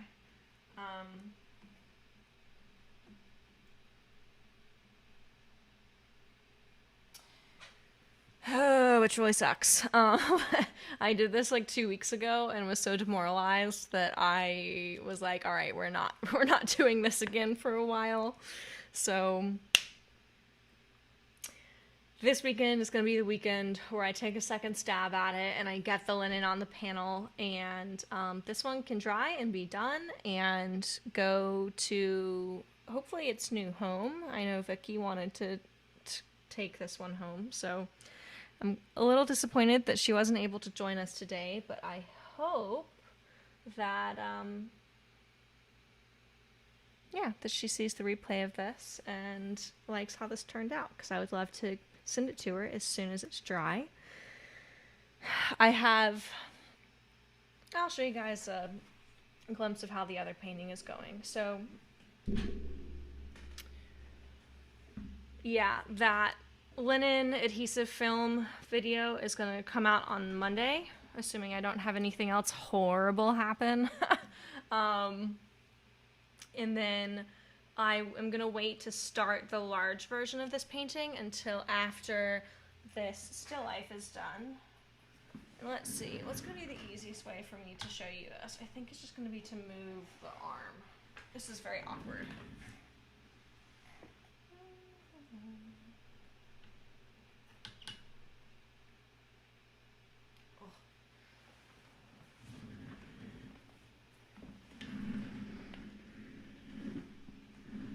I'm totally in this shot now. I'm 100% in the shot. Oh my god, how do I make it so that you can hear me and see the painting. Well, anyway, this is how the still life is going. That's going to be the next big painting video, so you will see this one before you see still life 2.0, or excuse me, self-portrait 2.0. Oh, and this is like going well, but it's a lot. It's a lot of painting. It's a lot of space. It's a lot of time. And yeah, those are the two things I like have in the mix right now. So those should be the two things you see next, and then I will either share with you a new commission after that, or I'll be starting a new piece that's just totally my own original concept. But if you want to get early looks at either of these two pieces, so new version of the self-portrait or giant still life, I will link my Patreon in the description. Also, I'm gonna move this back because I'm afraid that you can't hear me, or to hear me you have to look at like the horrible thing that is what the back of my hair looks like right now.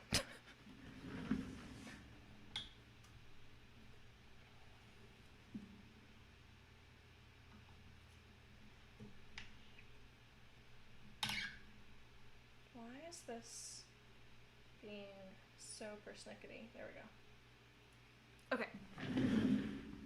We're back. Oh.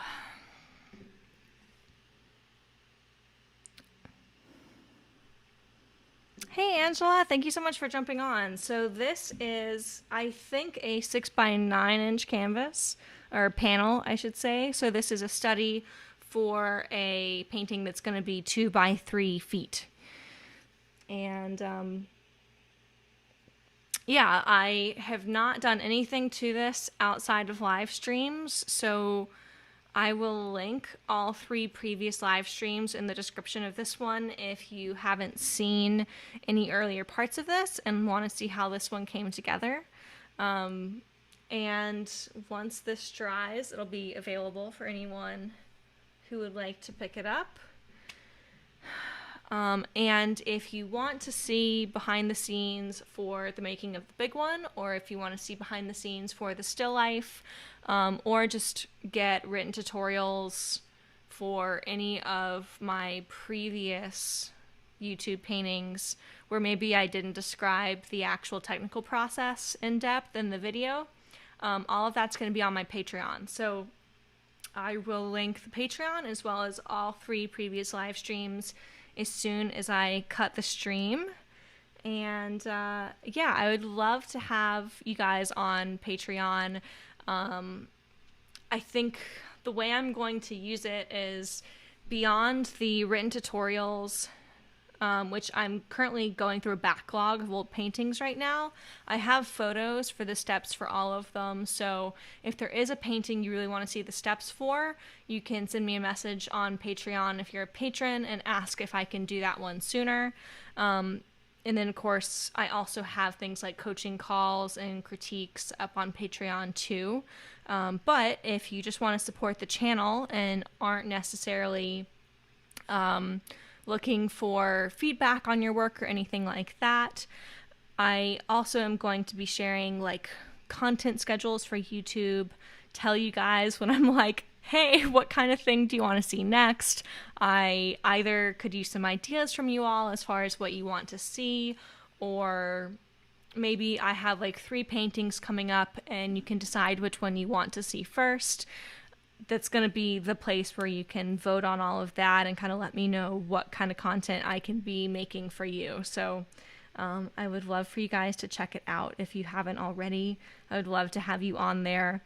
I already have a couple of subscribers who've opted in for the highest tier where I give them coaching calls every month. And that's been a whole lot of fun. And I'd love to, get more of you on there because it also helps me make better content. The more people I have on there, the more feedback I can get, and the more I can make sure it's exactly what gives you guys a ton of value. Um, but I think that is probably it for today. That is definitely it for this painting. I'm really happy with how this turned out, and I was really happy to experiment with the medium like I described. And it turned out really nicely. I really like the combination of the really wet paint with like the few kind of juicy palette knife strokes. That makes me very happy. And I'm just really excited to see how that turns out on the big one, really. And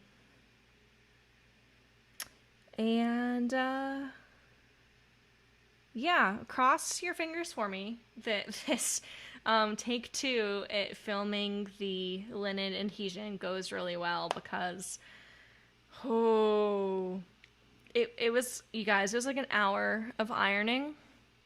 That I wanted to try this adhesive film because, one, it's a little bit more archival and reversible than the other adhesives I've used, and two, with the other adhesive I have to wait 2 days before the panel is actually like ready for painting.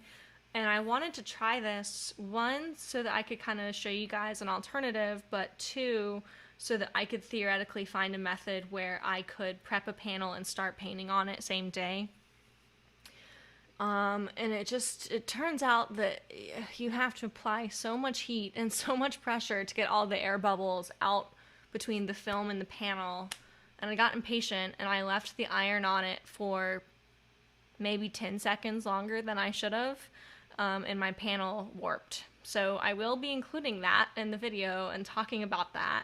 But like, man, after spending an hour ironing just to have the whole thing ruined, I was like, all right, I'm done, we're done. Oh, not doing this anymore. I'll come back to it when I'm not angry. So cross your fingers the attempt 2 goes really well, because I could use the moral support. And aside from that, other videos that I have coming are super dependent upon either me having an idea or me finishing a painting. And right now, the only painting that's kind of in play for that is the big still life. So I'm not sure how quickly that's going to be finished, so I can turn it around in a video. So I would highly encourage you to check out my Patreon so you can suggest video topics, or maybe if you put one in the chat now and it happens to work really well, I will use it, because I want to keep making videos, but right now I'm just in this awkward phase where I don't have many things that are ready. Oh yeah, I definitely cursed. I think I like yelled, I quit. I told my roommate, like, I'm done. I'm gonna watch TV for the rest of the night, which is not especially like me. I always like having some kind of painting work to do, whether it's here at my easel or on my computer, like working on a YouTube video. And I just couldn't do a single bit of it. I was so angry. And I needed... At first, when my roommate came in, I was like, I can't talk about it. And then, like, the next day, he, like, tentatively came back and was like, can you tell me what happened? And I, like, begrudgingly relived the experience, so... Yeah. Oh, thank you, Angela. That makes me so happy. Thankfully, you know, I don't have some great backlog of videos before now, so it should be easy enough to kind of catch yourself up. I would highly recommend that you kind of just go through my video library and see which ones speak to you. I try and most of them, you know, you'll see the painting in the thumbnail and kind of know if you want to see that time lapse, but if I'm talking about a particular technique or topic, that's pretty much always in the title, unless it's just a tiny snippet of like a larger conversation for that video. So, ooh, a video on how to find archival products. Yeah, I mean, that would definitely be easy to film because it would be a lot of like screen recording on my computer and kind of showing different like online communities and websites. That's definitely an option.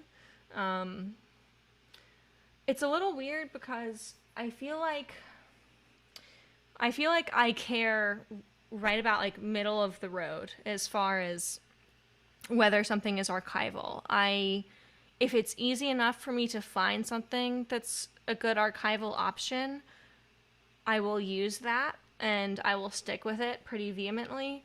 But once you get past a certain level of difficulty, I just don't care that much if something is like that much more archival. I find that I don't want I don't want it to come at the detriment of like actually doing some painting. So if it turns out that like I can use this 100-step process to make the painting maybe last 500 more years, it's like, do I really want to do that?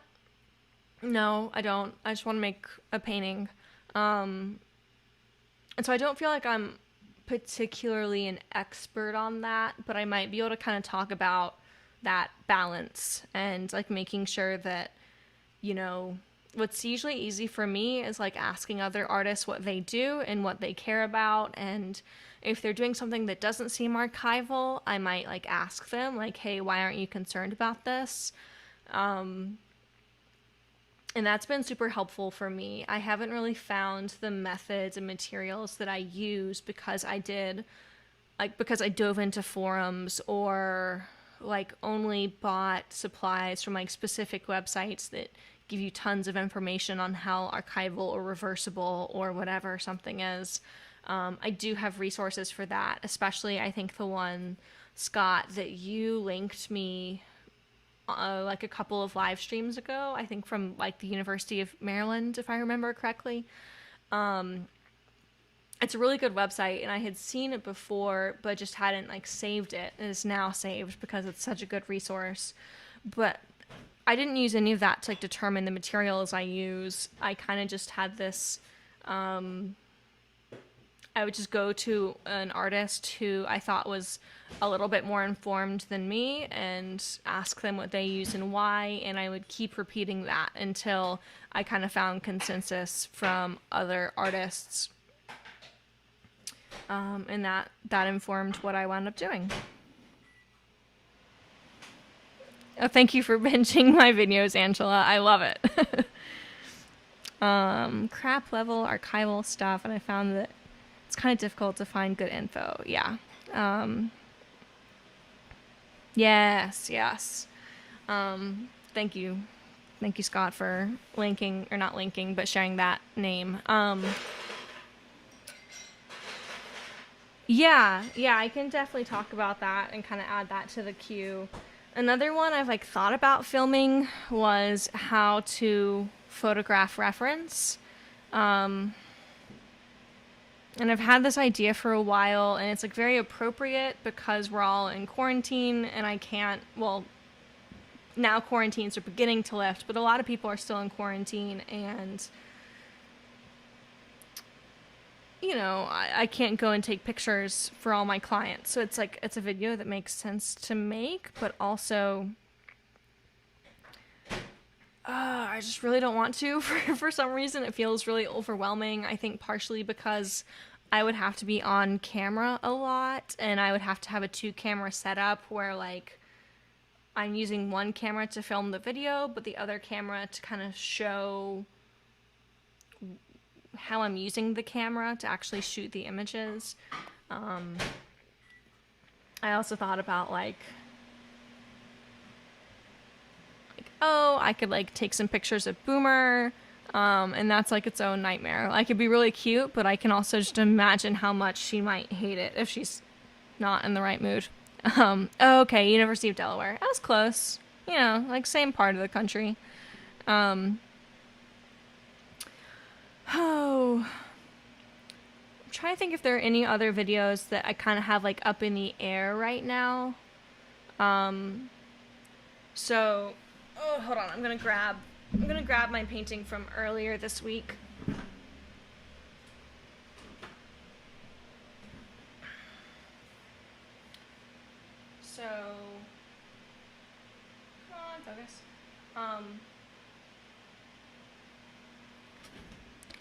So this was like a 1 day thing. Like, I saw the image a couple days before I was ready to paint it, and I sat down and I painted it, filmed it, edited it, got it on YouTube, like all in a 12-hour span.